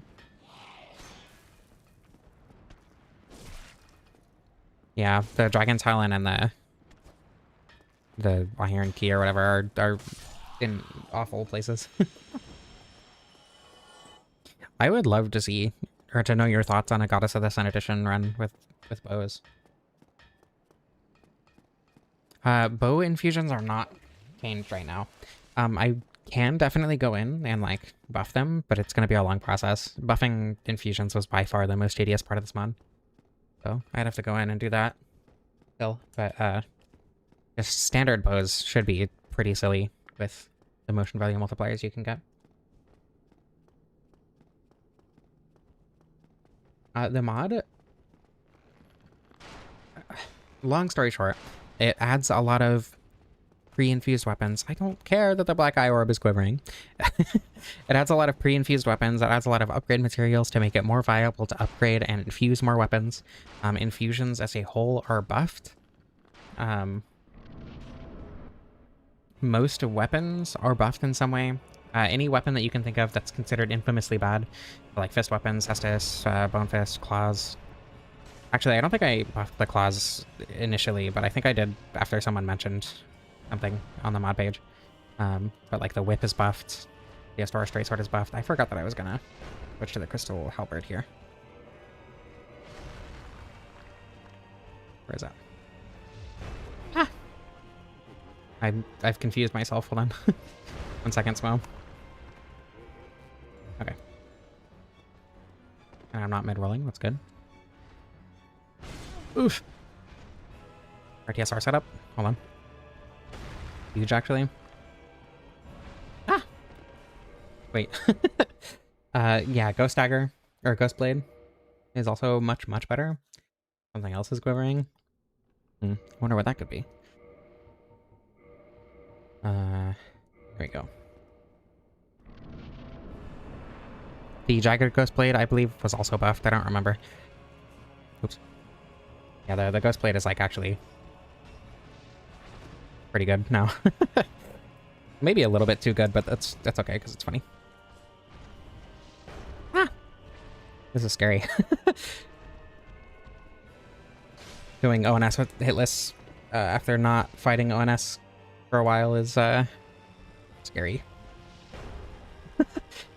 Wow, I was right.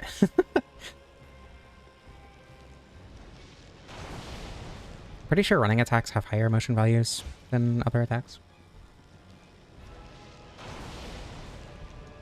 So I'm getting 1.2 times motion value from two-handing. I'm getting another 1.25? 1.3 maybe? I don't remember. Off of Orange Tearstone. I'm getting another 1.5 off of Red Tearstone Ring. So kind of silly damage. As one does.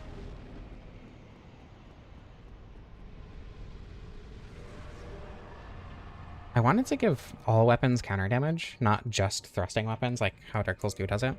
But I couldn't actually figure out how to do that, unfortunately. Oh, I should have put that on earlier, but it's fine. Jesus.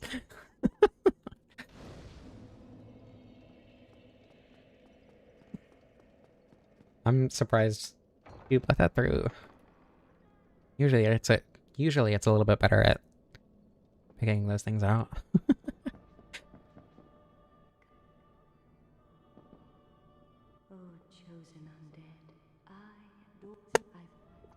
Okay, Lord Vessel acquired. You can go place this, go fight the Hydra, and then grab the DLC key. And then we can... Impossible challenge. I shouldn't say the things I'm thinking on stream. Huh? I'm glad I got to do that one more time.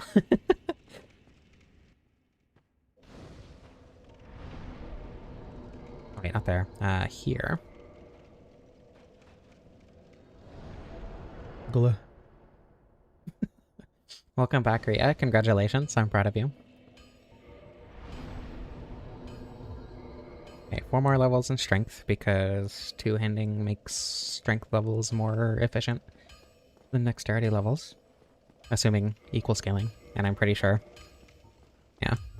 Physical scaling on this isn't great, but it's not terrible.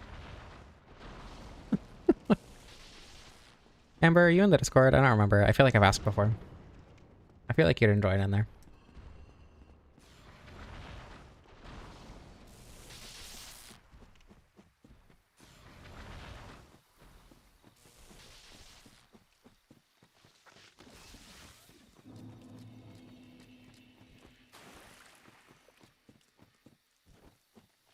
Oh, you're a gourd?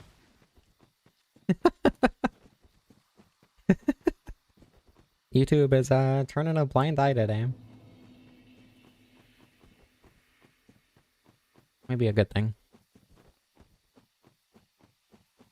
Take one for the team. I mean, I was gonna do a run like that eventually, but if you're on to, and I should conscript Rhea to help me test if this mod works with Seamless. I hope it does. That would be super cool.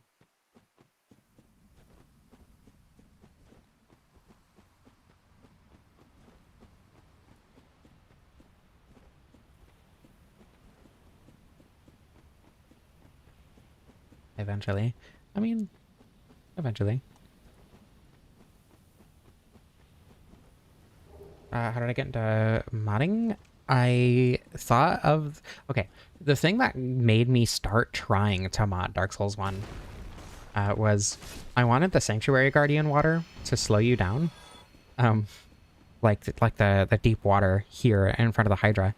And it's like, oh, you know, there's actually a lot of changes I'd like to make. I want to make infusions good. I think that'd be a really cool change. I want to make it so there are more upgrade materials, so you don't just have to buy them because that's boring.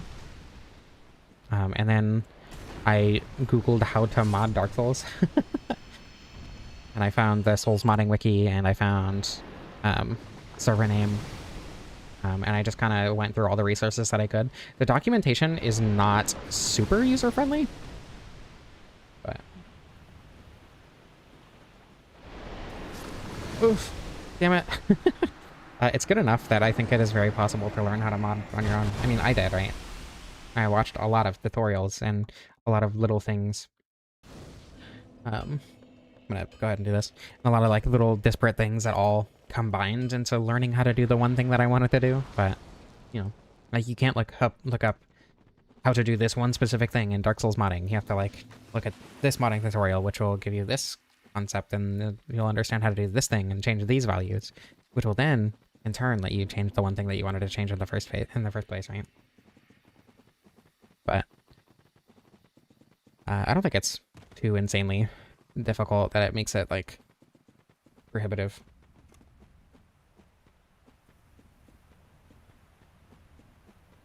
Yeah, the Sonic autism lets me go fast. Doesn't really work as well in Dark Souls 2 because it makes everything else go fast too, but you know. I don't think anyone's made like a Dark Souls 2 gadget style thing or a Dark Souls 2 debug utility or anything like that. When I need to speed up the game, I just use Cheat Engine, but I don't use that very often.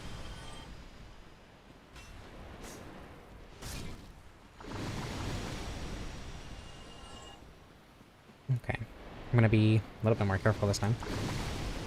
Yeah, Dark Souls 2 modding is... Ugh. I've tried.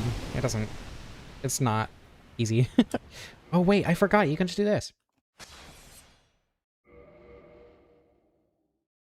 The Bark Ages, indeed.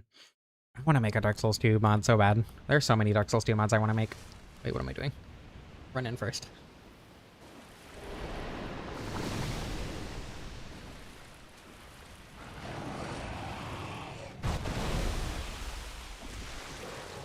$491, not bad. Me too, Ember.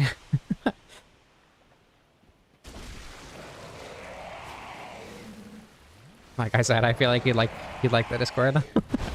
That's most of it.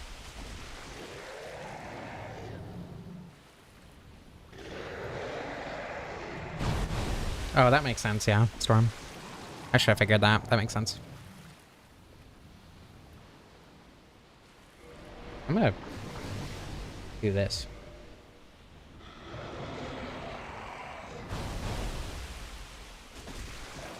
Unkillable Mauler Homunculus.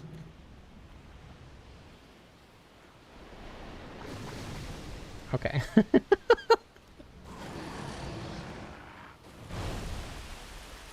I'm surprised it took 5 heads. Or 6 heads, I mean. I guess it's because I was doing less damage when Goddess Ring wasn't active.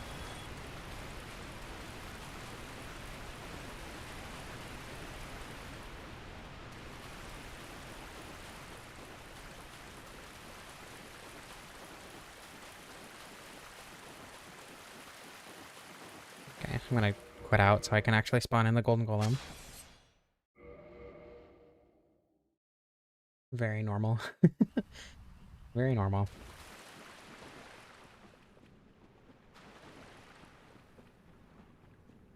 Don't mind me still reeling from yesterday. Not important.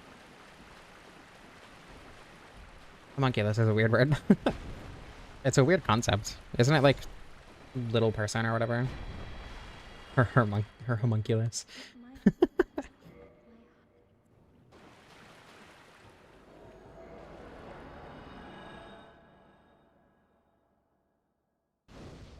Okay, now we go, oops, to the archives.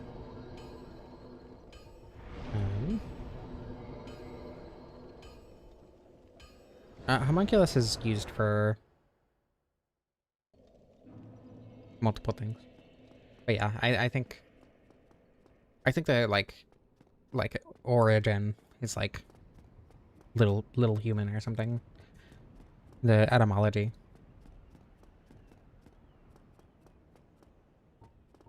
I remember the first time I heard homunculus, it was, if you weren't there for that like part of the internet, and this is gonna sound so weird, but this guy we'll say did experiments with chicken eggs, and would like create these fake little creatures that came out of them.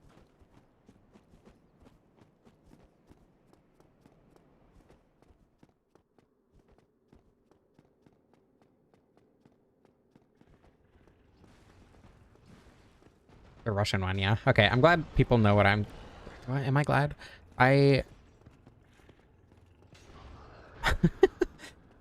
Yeah, he did use a Bible.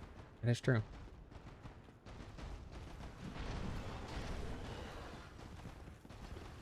Yeah, he'd make little like puppets basically to look like creatures that came out of the eggs. The chicken eggs that he fertilized. Okay, I want to rest here. I think I'm going to go through the archives now.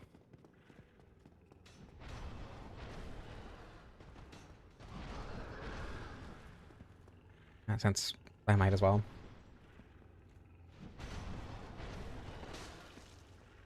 A lot of damage.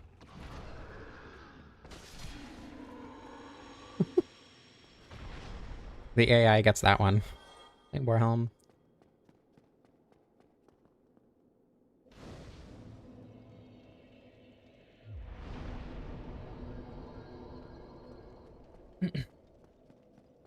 That was indeed a lot of damage.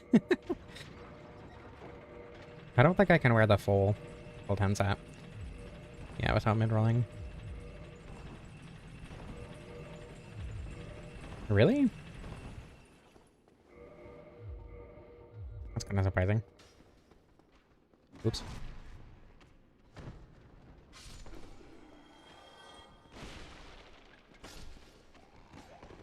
The little spider-worm babies. Yeah, Crystal Hollows do stupid amounts of damage. I think it makes sense, all things considered, and I don't think it's like imbalanced or whatever, but they do a lot of damage.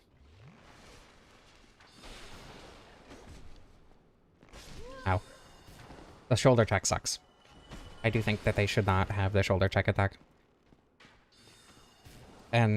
Or at least should deal a lot less damage. They are really tanky, huh?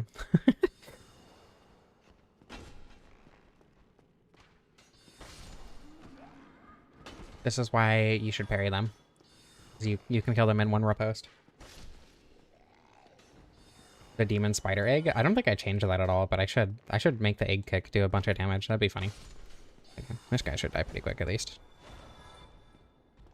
Yeah. Yeah, Velka's rapier should be pretty good.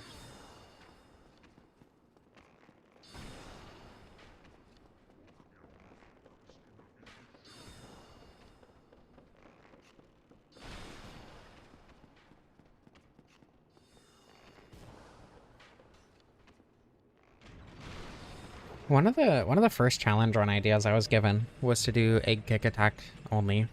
which I'm sure someone else has done, but it was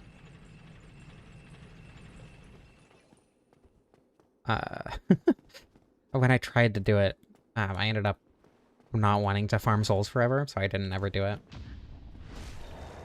Egghead needs an actual reason to be used. True. It's funny in PvP. I think that's the main reason. It does a ton of poise damage. It shreds Gwyn. It's very funny. The orange chartering was buffed, but the kick attack was not changed. Need to put on this. I'm gonna go pee real quick. This is a good time to do that. I'll be right back.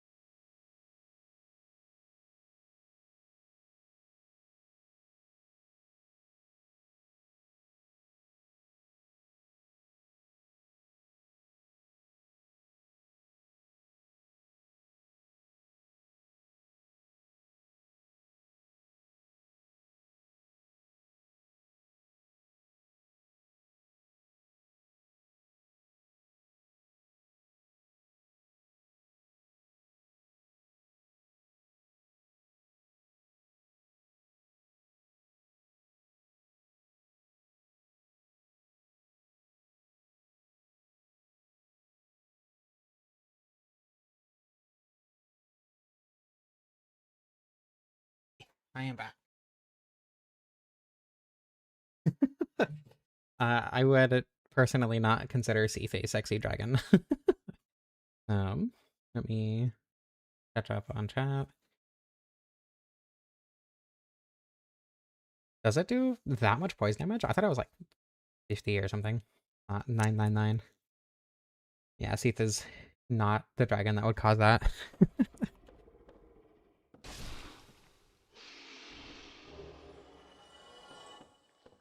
The Pasakas, though. I was thinking about how we were about to get to the Pasakas.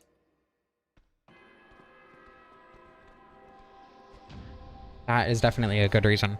I need some time to myself. Okay, I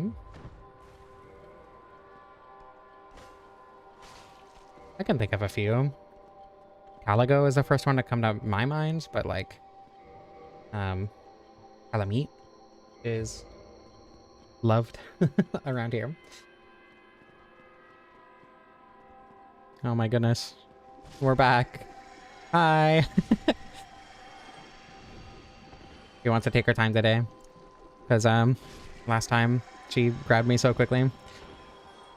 Which you will see in the video on Saturday. Come on. You got this. Almost. Oof.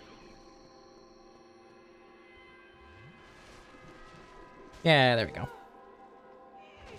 Oh, that killed me? I'm sorry, I was so weak. Yeah, it's performance anxiety. Because I'm streaming this time.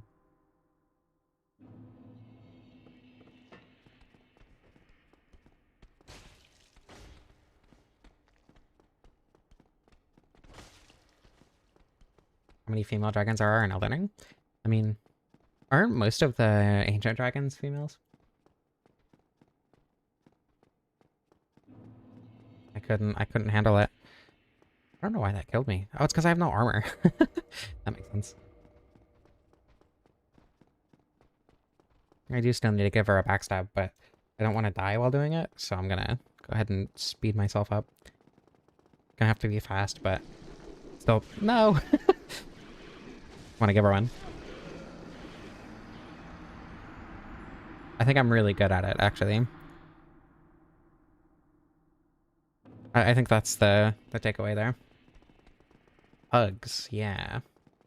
Red Blossoms? No, that's... I don't know why that graphic is being used. I think I messed up when I moved some of the files over. But it is not supposed to look like that. Wow. Okay.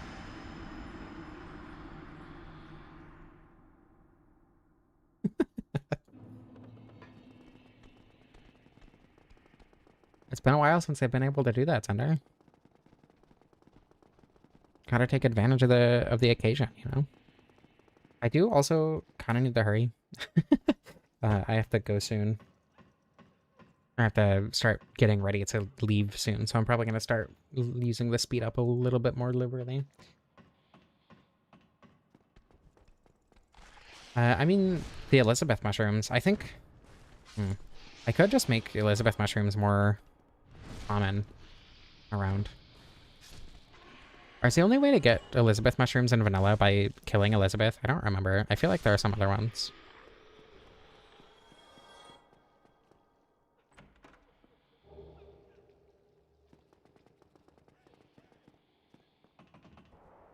I forgot. I forgot that happened. He gives you some as a gift. Oops, that works.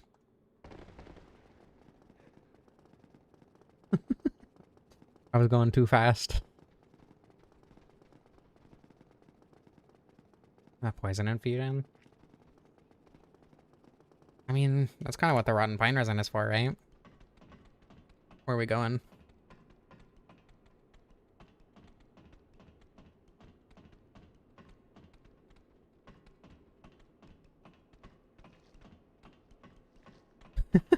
Hey guys, pardon me. Thank you.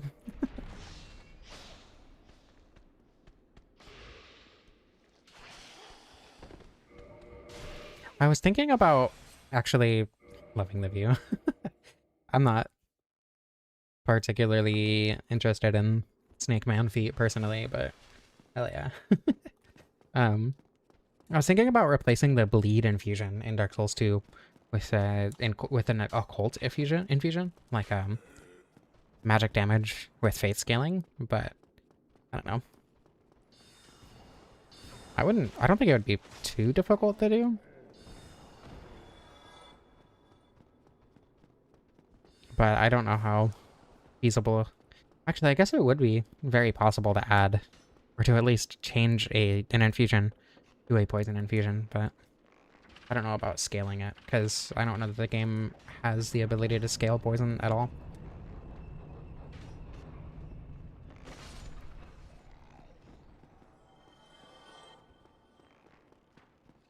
Yes, it does, Sasha. Why would I use Faith when Crystal Magic Weapon is right there? Yeah. I don't know, poison just also, like, isn't that valuable in Dark Souls 1 because of how slow it is. Like, Dark Souls 2 poison being extremely fast makes it a lot more viable there, but...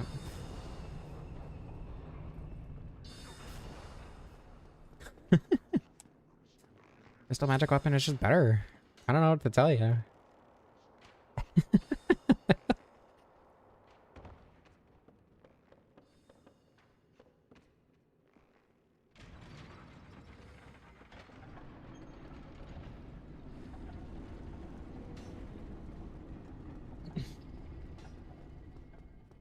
I think the way Elden Ring did it, where you have a bunch of sources of fire and lightning and holy on faith, and then like a couple sources of magic on faith, but then you have a bunch of sources of magic and then a couple sources of fire, lightning, and actually just fire and lightning on intelligence, so it's pretty cool. Where am I going? Here. You'll see. Because intelligence and magic is actually really, really good at learning.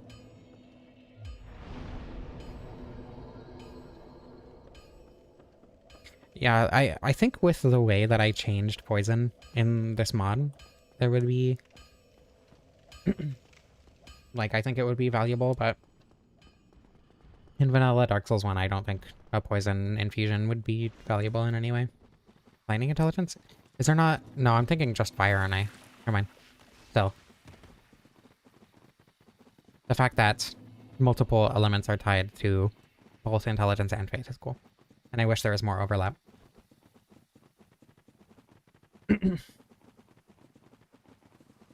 Okay, so for the DLC in general, I did a lot of nerfing of damage resistances. So if you are privy at all to the Dark Souls 1 DLC, like elemental resistances, you know, they're pretty silly. And I nerfed almost all of them. The only difference is that, or the only thing that I increased, is the Sanctuary Guardian's resistance to fire and lightning. You know, it's in water and he uses lightning. But it's not nearly as resistant to magic and whatever. But because it's resistant to lightning, I don't think I'm going to be doing a ton of damage here. You don't have the rusted iron ring on. The water in here slows you down. Which you can dodge everything just fine like this, but it's much more difficult, especially if you're not familiar with the fight like I am.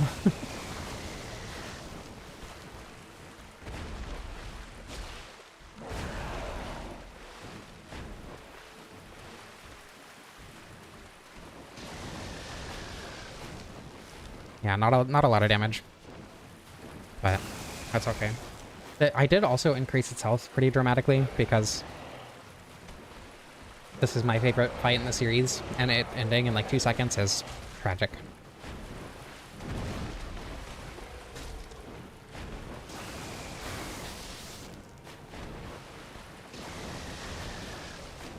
I don't know if that's safe. That's fine. It is being very jumpy. Normally it uses these attacks more often. There we go. Really?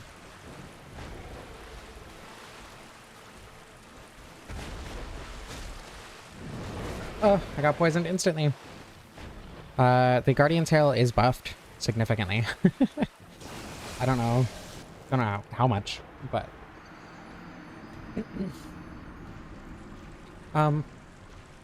the rings being darker was unintentional. That happened because when I added new rings and I recompressed the image into the correct format, it messed up the color balance, and I'm not sure how to fix that.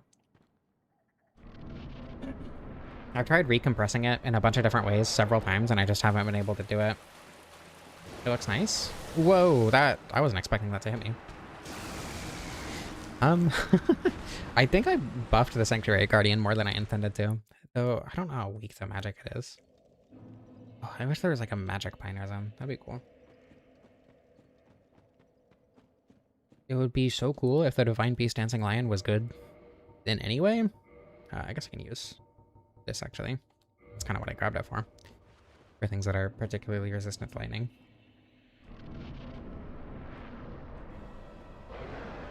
The Divine Beast Dancing Lion has such terrible, like, animations and tells and timing and... Ugh. I hate the Divine Beast Dancing Lion.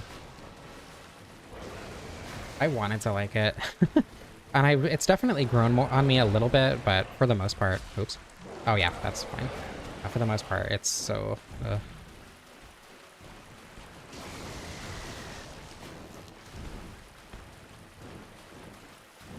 Yeah, I've done vanilla resistances, Sanctuary Guardian, with the slower water here, unintentionally, because I accidentally left it installed for several streams that I did.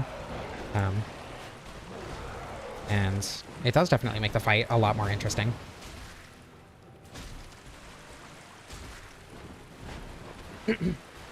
I don't know, I think a lot of the tells and animations that the Dancing Lion has are pretty awful. Like, most of his attacks just don't look like attacks. It just kind of, like, moves towards you and then you take damage. Kind of like the hippo. Welcome back, Fat Cat. I should heal.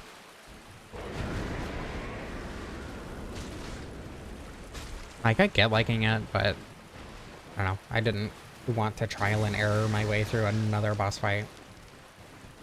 I guess was my issue. And I fought it a lot, especially in Night Rain, but I don't know what it is. That one doesn't do it for me. I intended to say the bears, but the hippos are also like that. It's not weird timing, it's just that the timing isn't communicated. It's not like, you know, you have to trial and error it, which I think is unfun. I talk about that with Calamite specifically in the Fire Longsword video, which I think my thoughts on that were communicated very well in that video. Yeah, I think that's the best I've ever communicated it, anyway. I should do quite a bit more damage to Artorias. He's near illegible, yeah. I think the little hippos scattered around the DLC are fine, but the golden hippo, like actual boss, ugh. I forgot my water. Give me 1 second.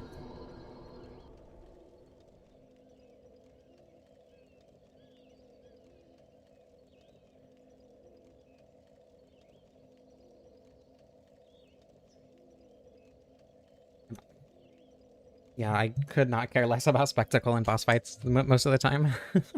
Which is why the Sanctuary Guardian is one of my favorites. It doesn't have any spectacle, you know?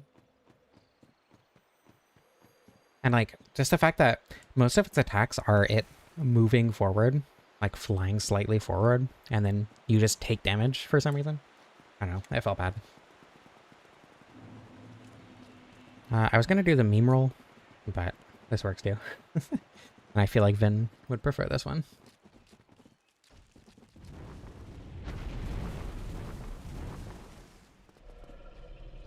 There you go, Vin. Fun fact, if you use the meme roll, and then, or to skip down to Artorias instead of going through here, and then you have Goff shoot down Calamite, and then go back across that bridge again, the Calamite will still land there. So, that's fun. I'm gonna go activate Calamite real quick as well.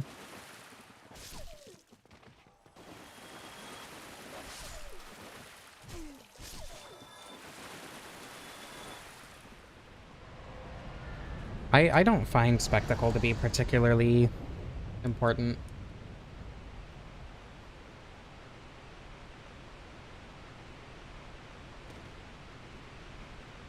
He will not have the arrow in his side now.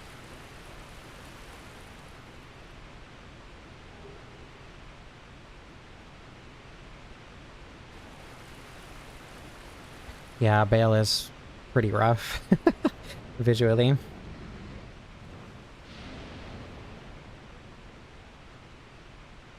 I forgot to grab the Pyromancy Flame. Oh, should be fine.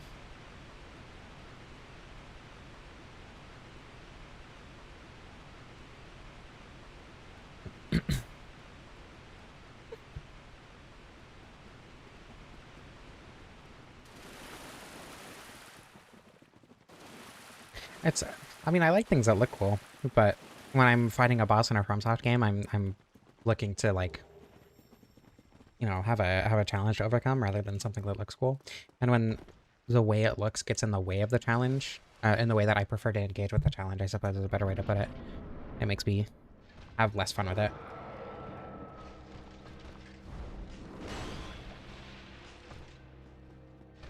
Alright. I fought Artorias once in the last 3 months, so we'll see how this goes. Oops. I did beat him first try when I did the Fire Longsword run. That's not terrible damage.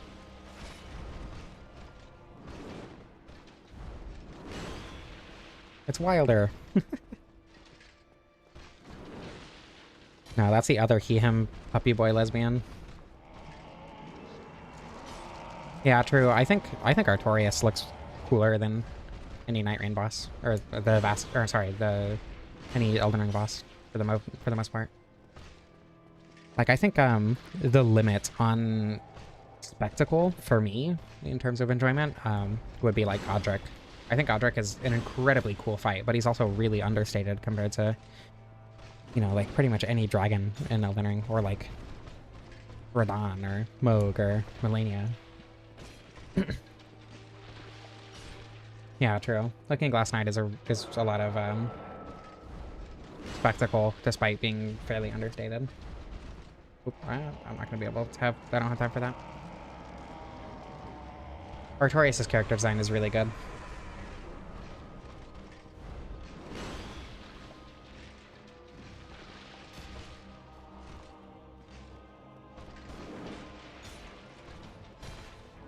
Ah, I got greedy. I'm fine. Literally nothing to worry about, actually.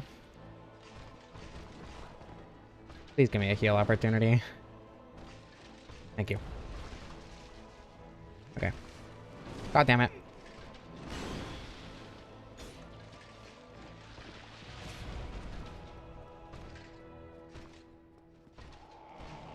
Okay, thank you. I'm actually... For phase 1, I think Consort Radahn is actually fairly good. It's phase 2 where things are bad. And like... I don't know. I think the attacks themselves are fine, for sure. Or, for the most part, rather. But they're definitely something that go over the top.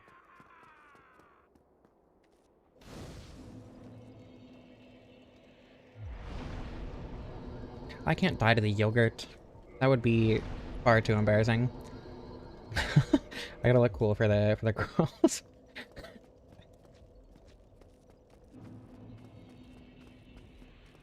I'm gonna go ahead and speed my way through Elysial, because frankly, I don't think there's anything super interesting here. At least before the crest key, which is all I'm going to right now.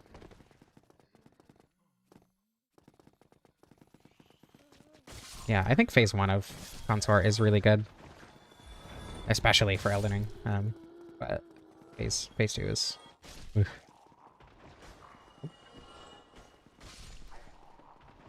And phase 3 is atrocious.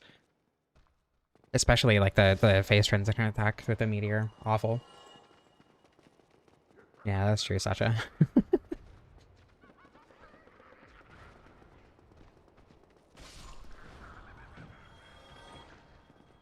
Oop, I think I just pressed the wrong button. Did I turn off gravity? I did not. I just pressed the wrong button completely. I'm alive. Ah. 4 HP. Yogurted. With Artorias' yogurt.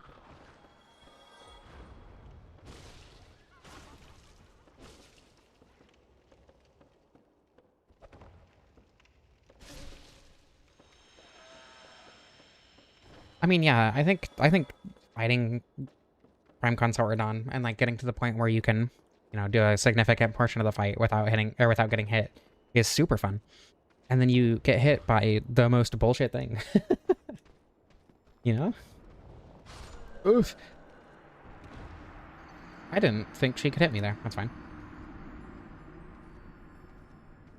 I forgot the key. I don't believe you. In fact, I don't believe you so much that I am not going to give it to myself.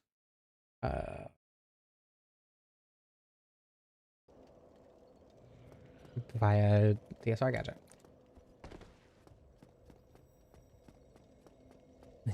By the most bullshit thing. Yeah, good timing.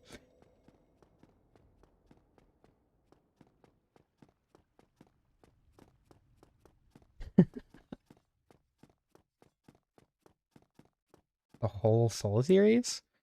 Uh, I there was not a single time playing Dark Souls 1 and well, hold on. Let me think about that a little bit more. Aside from Ornstein and Smough and Gwyn specifically, I don't think there was a time when I was playing Dark Souls 1 for the first time where I felt like getting hit was bullshit.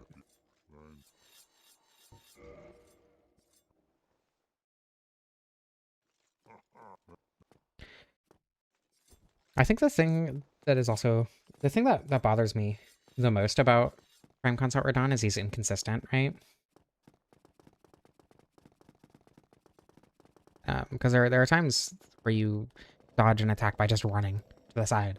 And then there are other times where that gets you killed immediately for no reason. Pushing you off the cliff? Well, just don't get pushed off the cliff that way. Go around the side, really. I don't think I went through the Valley of the Drakes enough for that to happen in my first playthrough. Okay, I should do decent damage here. Where do I want to get my damage from, though? I think I'm gonna go with this. I'm probably gonna die fairly quickly. Oh, I have no idea what the shit talking thing is then, to be honest.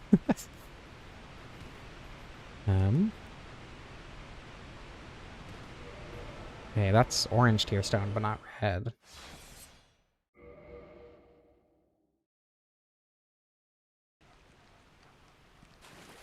It's the arena? That's funny.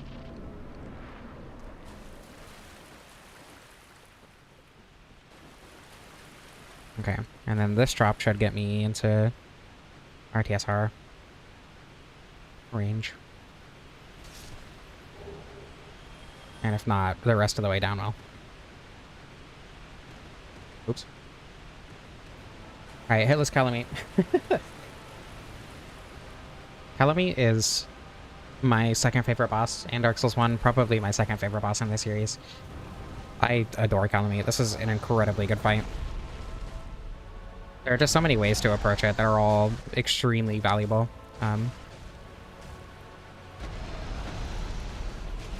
Like the only problem that I can see people having with it is the neck swipes feeling inconsistent because the neck has a hitbox. But even then, like if you're getting hit by the neck while you're rolling, then that's a positioning issue. Oh, he didn't do the thing.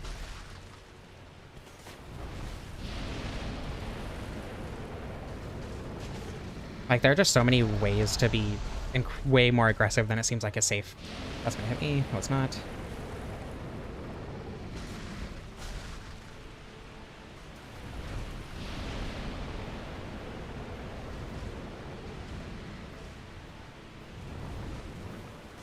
I just think Calamite is an incredibly interesting fight. His arena can definitely be annoying, but once you pay attention to that, which you should be in the first place, then I think he's really easy. Anyway, hit this Calamite, by the way.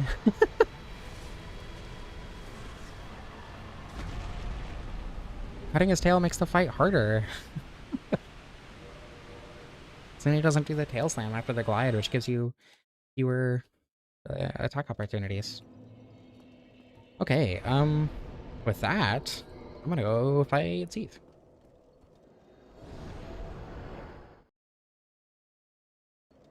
You gotta keep a piece of him, that's true. I'm gonna sprint right down there.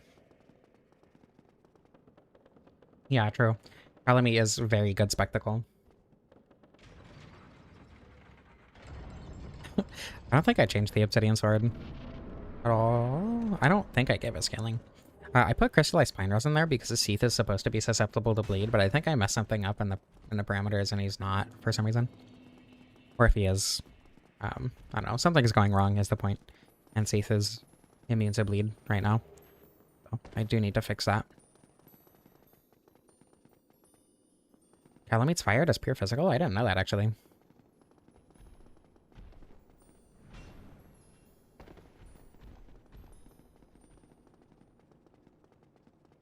Okay. Anyway, Calamity Ring for no reason.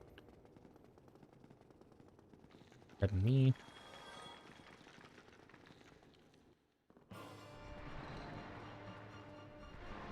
Yeah, the Obsidian Sword is good already, that's true.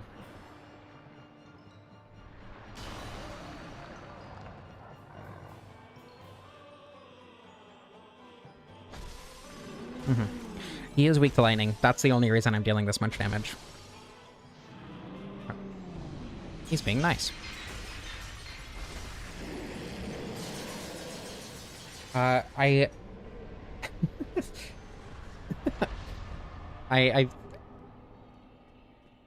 the Calamity Ring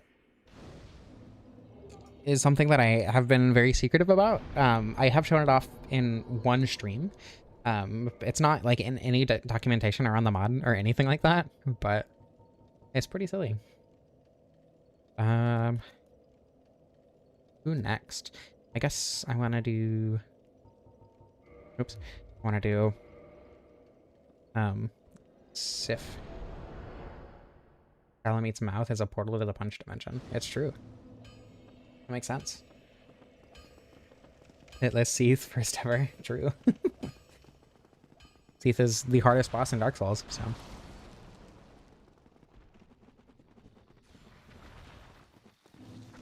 You think the tentacles would hurt / pause? I don't want to go all the way around.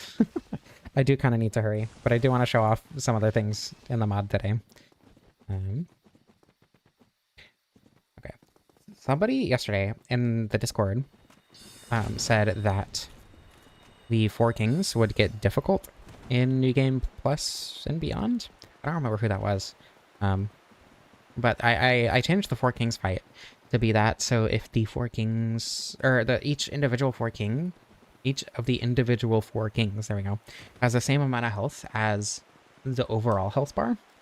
So there's actually only 4 Kings, and you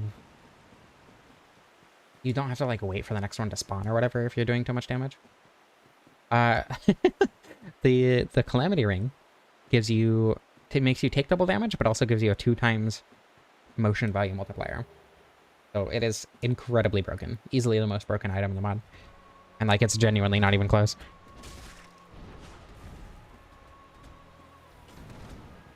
It stacks with RTSR and Power Within as well. Oh, I forgot to watch the cutscene! Damn it! I'm sorry. I completely forgot that was even a thing.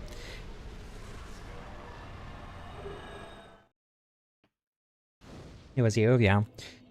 So these items that I have, I think will show that the Four Kings are really not that big of a deal in later New Game cycles. Yeah, busted with bows, absolutely.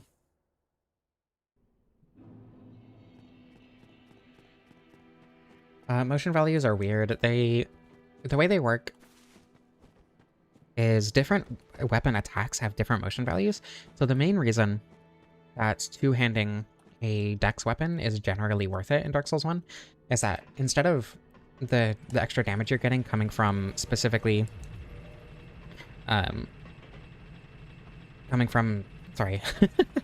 from strength scaling when you're two-handing, it actually comes from motion values, because when you two-hand, the motion value goes from ×1 to ×1.2. So you're generally getting around 20% more damage when you're two-handing. Jump attacks also tend to have higher motion values. Strong attacks sometimes have higher motion values. Bows have really high motion values, which is why RTSR is insane on bows. I think different arrows have different motion values, but I'm not actually sure about that.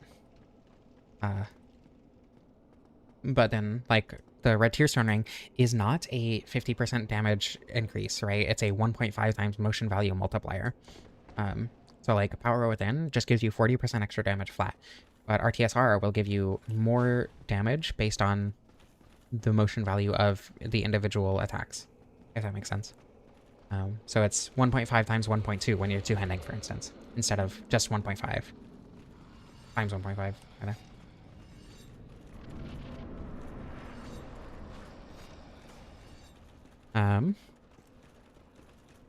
Guess I can just let myself get into RTSR.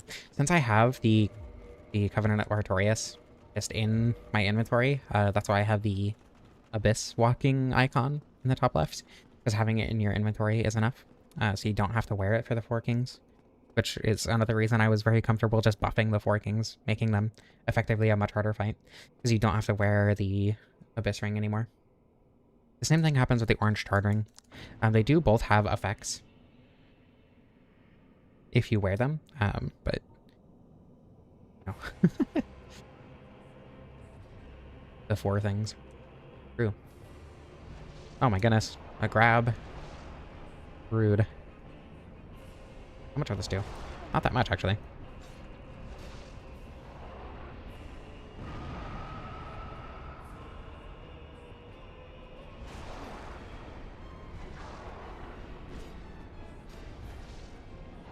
Yeah, just to give an idea of the kind of damage you can deal in this mod, I think that's a pretty good example. Oh, I'm dead. Yeah. 4 days. The 4 monarchs.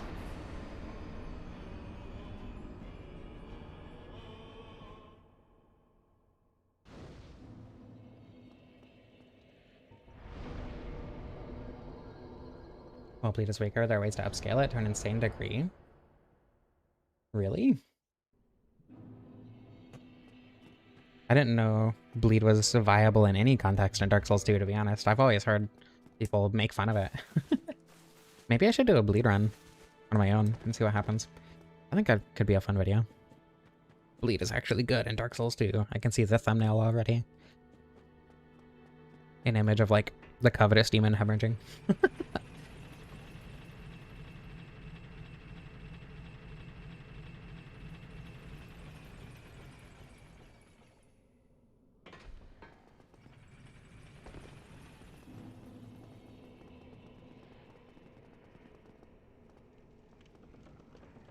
Okay.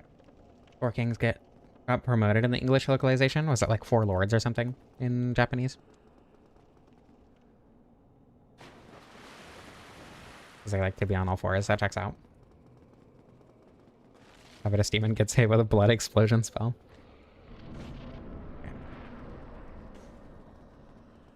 Okay. The Calamity Ring back on.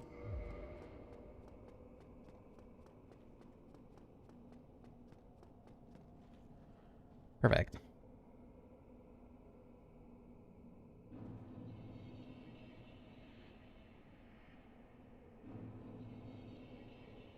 Why was the screen shaking? What just happened? Huh? Could be yassified. Oh, wait, that's bad, actually. I'm dead. Yeah. I guess if I started backing away immediately, but I panicked and started trying to take off the Calamity Ring.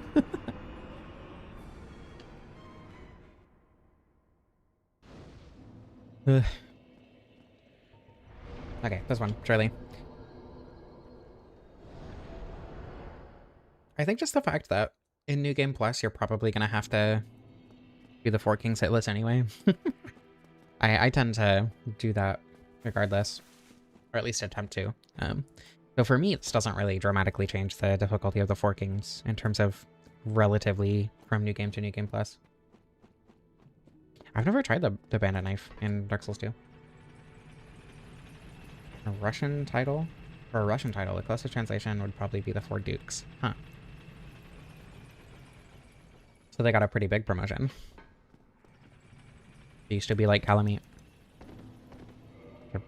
Or not Calamite, Seath. I got the dragons mixed up.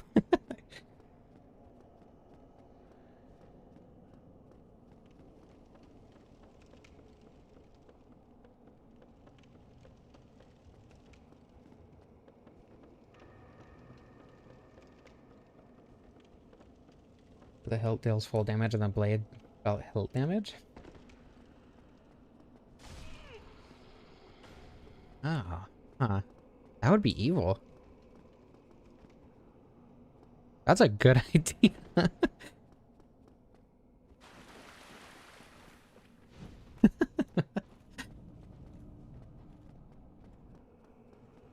No, yeah, you can use spell buffs on any weapon. I should go get the thing. The Sunlight Blade. I forgot to do that. Actually. Yeah, I'm gonna go get Sunlight Blade in a sec. I'm dead. I'm surprised that didn't kill me. Sometimes you just die because of that. Goddess of Crime edition. Be gay, do crime, something like that. Let me put this back on. I'm surprised he hasn't used magic yet. Or the tracking magic, I mean. I'm alive. Everything's fine. All according to plan. All according to plan. Okay, now I just gotta lock in. And not get greedy. Everything's fine.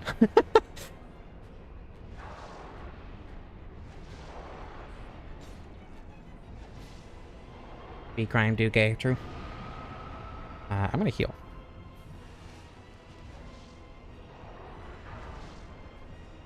I'm surprised that didn't hit me.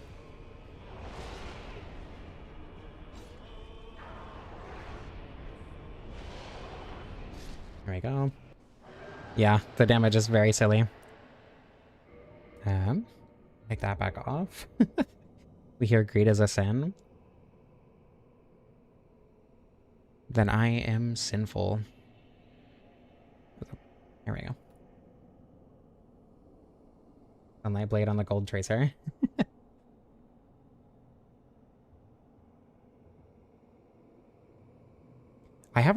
I'm sure most weapons in this mod are extremely unbalanced, but that's okay. That's fun. Yeah. Kinda makes the fight trivial. I mean, you don't have to use what I do. The Calamity Ring thing is supposed to be a secret, right? Hold on, I am doing very normal things. Called. It is Darkmoon Tomb, that's what it's called. Why is it not here? Oh, it's called Anne Orlando Gwendolyn Bonfire. Okay. Color of the Greed Sin, something like that.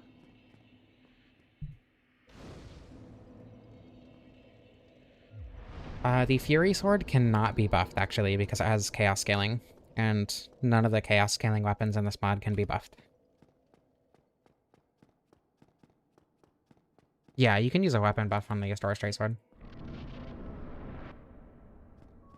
In the mod, specifically.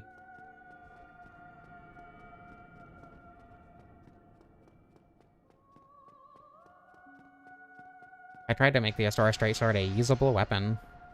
Chaos Blade bottom tier now. It's just still pretty good. There's a reason Chaos weapons can't be infused. Or, I mean, can't be buffed. I forgot to put on the Chaos, or I mean the Calamity Ring.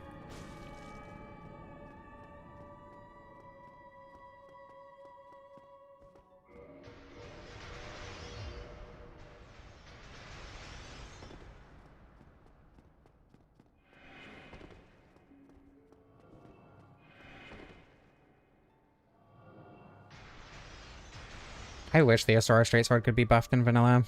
It would be a useful weapon then. Usable weapon. Okay. That was a lot of damage. Calamity Ring might be too good, but that's okay. That's what I wanted.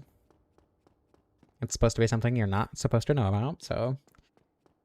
I think I'm just gonna give myself the Ivory Catalyst so I don't have to do Ria's whole thing. Clammy Ring. Ugh. Ew.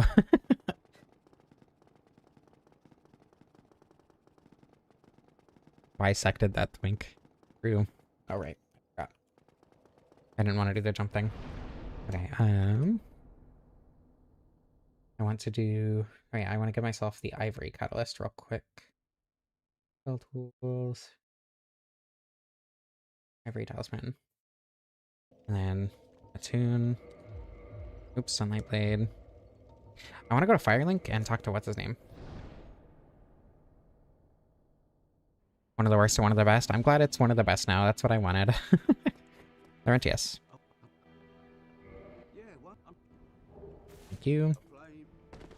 Okay, and then...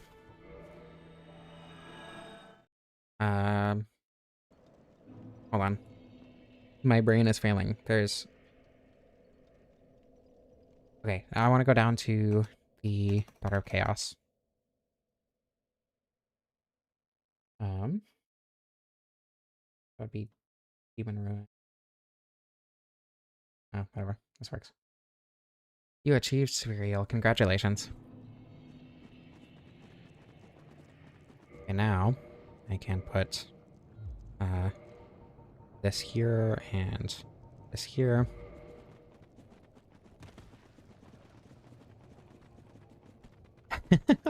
Yeah, Grant is probably gonna be dumb. That's true. Actually, the Stone Greatsword is also probably dumb. Because it should also apply to that. I would be surprised if it didn't. I know the Stone Greatsword was very, very silly if you tumble buffed it. And now that you don't have the tumble to buff, you know. Oh, it's alive. Yeah. I still don't understand. A lot of people just outright rejected my reading of Gwendolyn as a trans man, despite it seeming pretty obvious to me. He's kind of pretty heavily coded as a trans man. I am not going to use bleed here and see what happens. The evil AoE of Doom and Despair. Okay, let's see what we get. Yep, okay, that's without RTSR, by the way. On standard damage? Yeah, regular. Standard damage. I would say it is Rhea, but some people disagree for some reason. Extremely balanced game, by the way. There's nothing broken about anything in this mod. Well, I mean, like, even in the comments of the video that I made that goes over pretty much everything about his lore. Like, there were so many comments that were like, but he was born a man. It's like, no, he wasn't. What are you talking about? Did you watch the video?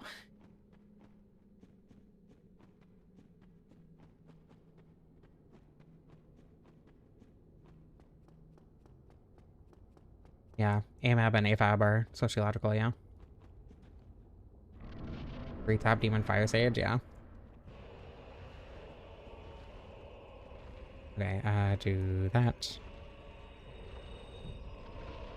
And then that. I don't have time for both buffs. Oh.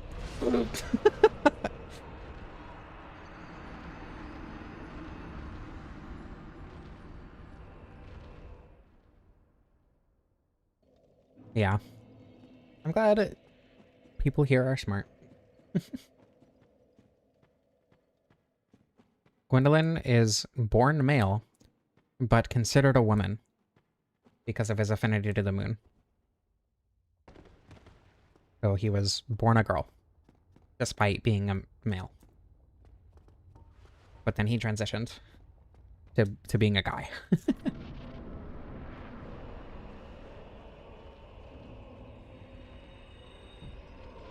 Oops. Okay, I should have timed down. Wait, why was he... He felt faster last time. Oh.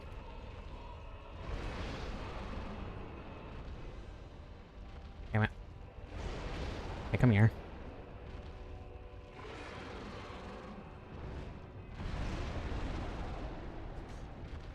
God damn it.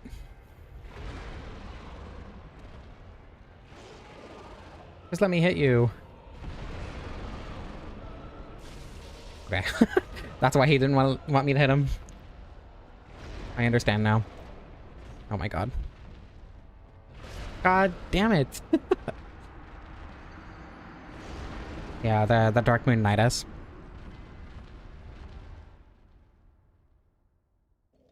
I don't know. The one problem with that specific piece of evidence is that in the Japanese translation, the term used, I believe, is gender neutral. But the fact that every single translation that isn't the Japanese one uses masculine honorifics, like...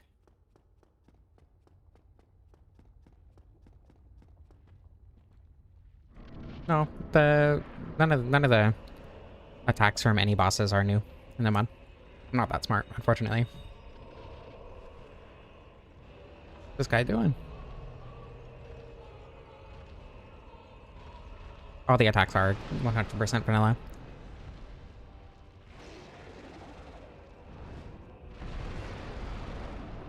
There we go, that's what I wanted. I now have the orange charred ring effect permanently. That's cool. I'm kind of surprised I didn't get grabbed. There we go. I believe Calamity Ring does increase lava damage, so... Gonna be careful about that. I'm gonna go ahead and fast through Last Izalith real quick.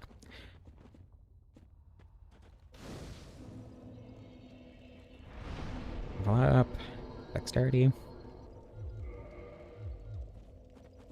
Dragon King Great Axe R2, yeah. extremely balanced spawn, like I said.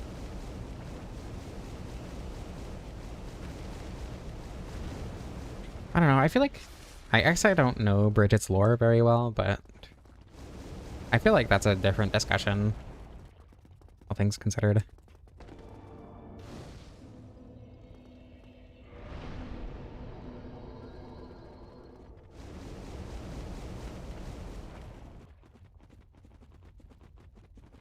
I don't know, and I don't think, like, you have to consider Gwendolyn a trans man, but I feel like it's pretty clear in the lore that that is the intention, at least. Because I definitely had canon characters as things that they aren't necessarily canon-wise. Like, you know, considering Garnet from Steven Universe plural, like, that obviously wasn't the intention, but it fits. So I like to ascribe that to her, because I think it's nice to have that kind of representation, obviously. But for me, like, for Gwendolyn specifically, it's very difficult for me to say that he's anything other than a trans man, because it's just so tied into his lore, you know?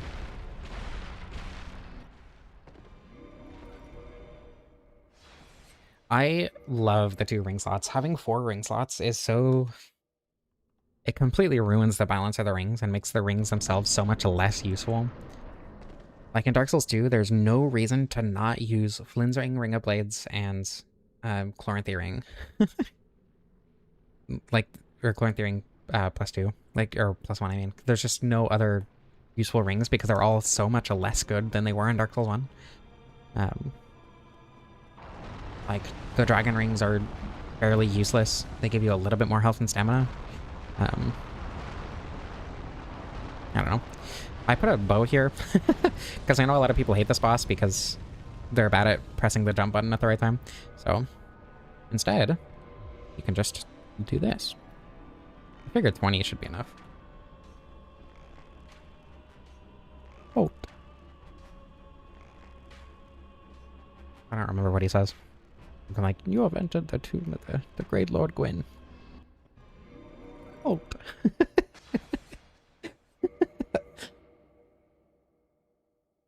Anyway, I put the bow there for that specifically, because I know people don't like this boss.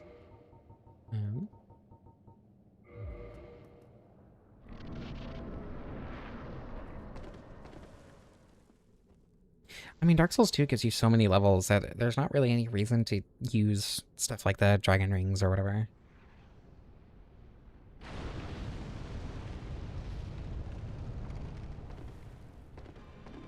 There are other rings that can be useful, but... Ah! I backstepped on accident, which is weird, because I definitely held the button down.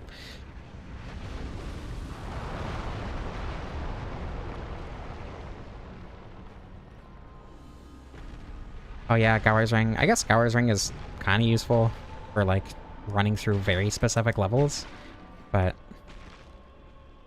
I guess with PvP it's probably different too, but I don't know. For PvE, I don't find any level difficult enough in specifically the way that Gower's Ring of Protection would help with to have any reason to use it. Plus it breaks incredibly quickly, so even for that use it's kind of eh. Alright, Catacombs.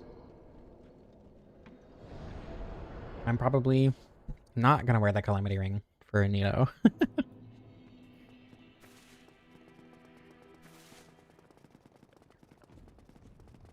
Why didn't he sorry fool me? Did I go through his dialogue trigger too fast for it to trigger? The wisps are such a cool concept, and I feel like they're pretty underutilized.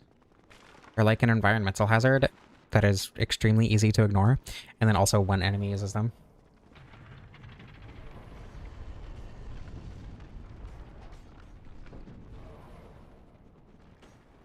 Multiple copies of repair for in between fights, yeah. That's fair.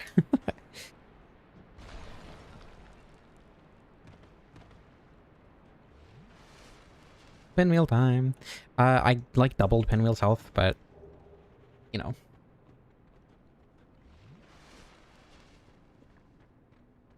It didn't really help much. I think it would be really cool to give Nito invulnerability when he's teleporting, so that you kind of have to experience phase 2, at least a little bit, but I don't know how to do that. Like, most people don't even know Pinwheel has a phase 2 to begin with. I'm gonna do all of it just to see what happens, because I think it's funny. Power within. Oops. On my blade.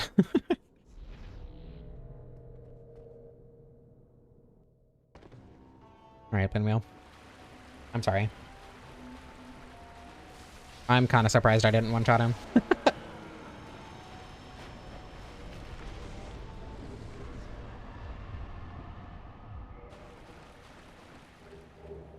Doubling 0 is still 0. True. Yeah, exactly. You don't know. You didn't even know he had a phase 2. He deserves to get smoked. Yeah, the clutch rings are cool. I don't know. I feel like I think my problem is you have Flynn's ring, Ring of Blades +2, or +1 if you don't want to do the double pursuer fight, and then Chloranthy ring +1, and then your 4th ring slot is dedicated to one slight buff depending on your build, right? So you have one of the clutch rings, or like you said, one of the blood or rat or whatever. But I don't like the. I think the idea of the cosmetic rings are interesting, but just because of the fact that your other 3 ring slots are going to be occupied by something actually useful, it just kind of feels bad to me. But I get it. I just don't think there are enough useful rings in Dark Souls 2 that are as useful as Flynn's ring or Ring of Blades, I think that's my problem. Like, Flynn's ring is just the best ring in the game.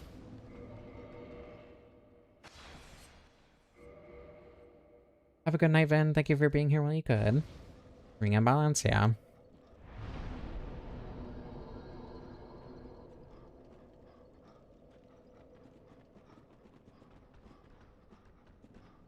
I mean, hold on, I'm confusing myself.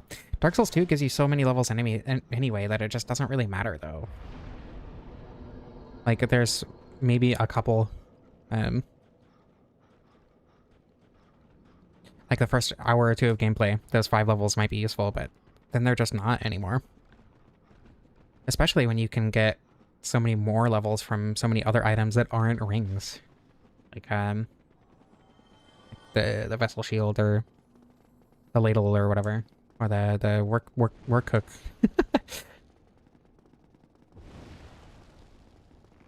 I do think that all the Souls games have the issue of ring imbalance, but because Dark Souls 1 only has 2 ring slots, I think it's the least egregious here. Flynn's ring works when you're under 14 vitality, or the amount of equip load that level 14 vitality gives you, which is very, very high. Unless you're wearing extremely heavy armor and using a heavy weapon, then there's, like, no reason to level vitality above that anyway. What should I even use here? I don't think my other ring matters. Let's go there, I guess. Why not? And then I'll power within and stuff down here.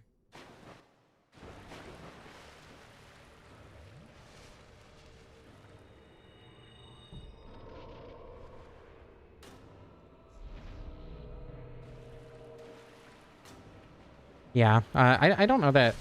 I feel like gender itself, like outside of either feminine or masculine, like the ideas around gender beyond masculinity and femininity, and like Gwendolyn specifically, I feel like is the whole concept is underexplored, is what I'm getting at. Because like, femininity is a huge point in Dark Souls lore, through the whole thing. But outside of that, gender is fairly unexplored. A lot of damage even without the Calamity Ring. Yeah, I guess if you're doing like a spell build, but I don't know. If you're not mixing melee with your spells anyway. I feel like Dark Souls 2 expects you to do that more so than any of the other games. That's all 4 lords, right?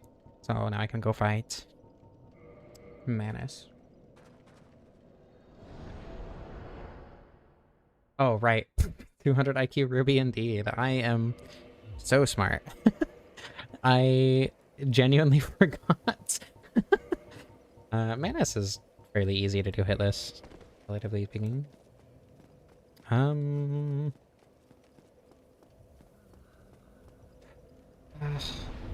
I think just because I do need to go very soon, I'm gonna go ahead and do this. Oh, this isn't where I expected to be. That was a wrong bonfire. I went to go to not the Chasm of the Abyss, but the Ulysseal dungeon. Oops. There we go. Nito is fairly weak in vanilla. Miyazaki not woke enough to let Gwendolyn have snakes and bare feet. True. Nito is very easy to trivialize.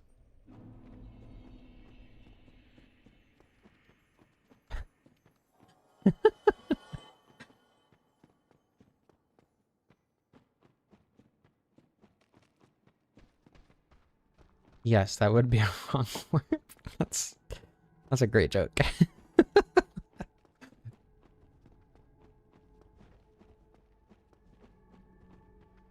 Same reason you get frustrated with people ascribing queer identities to historical figures.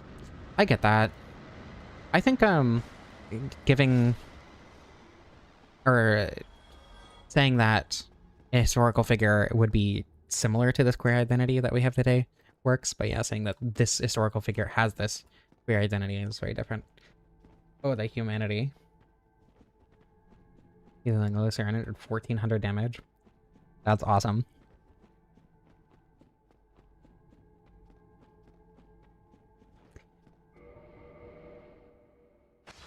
I should have leveled up my dexterity a little bit more, but it's okay.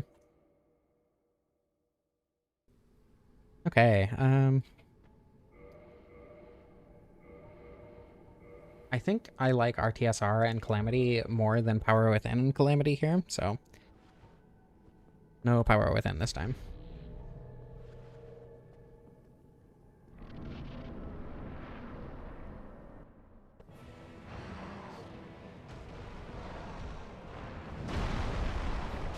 Yeah. Yeah. This is like fucking move swap kind of damage.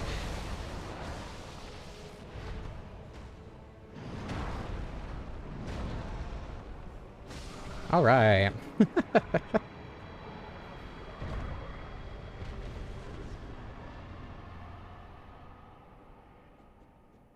Okay, also, just to give an idea of like how much damage you can give to your right hand, or your right bare hand.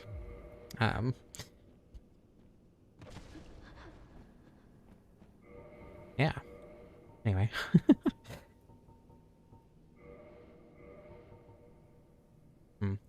This one. Win time.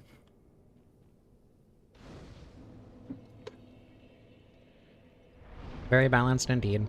And like, the idea, right, is to make more things viable, not to make things overpowered necessarily. So it's like, when I play this mod casually, I will grab a weapon that I've never, or that I didn't like using in vanilla because it was too low damage or whatever. And I will use, like, Red Tearstone Ring and, or like I'll use Ring of the Goddess of the Sun and Ring of the, oh my goodness, the Ring of the Princess of the Moon, which stack together to give you the buff for both of them, even when you're not at full health. So like, yeah, you can get stupid damage like this, but the point isn't to make every build overpowered, it's to make more builds viable, you know?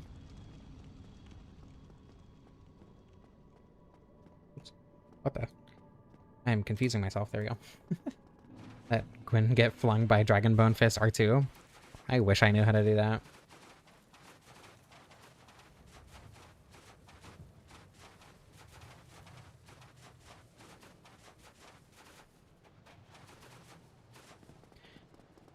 There are so many things I want to mod into this game that I just don't know how to. Power stancing. Super speed is not part of the mod. That's just because I need to go soon. The Calamity Ring uses the exact same method of buffing as the Red Tear Stone Ring, so it'll buff anything the Red Tear Stone Ring buffs.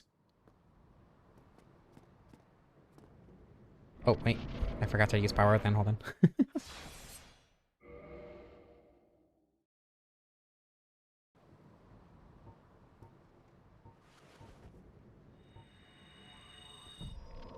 I'm pretty sure Gwyn is resistant to lightning, so...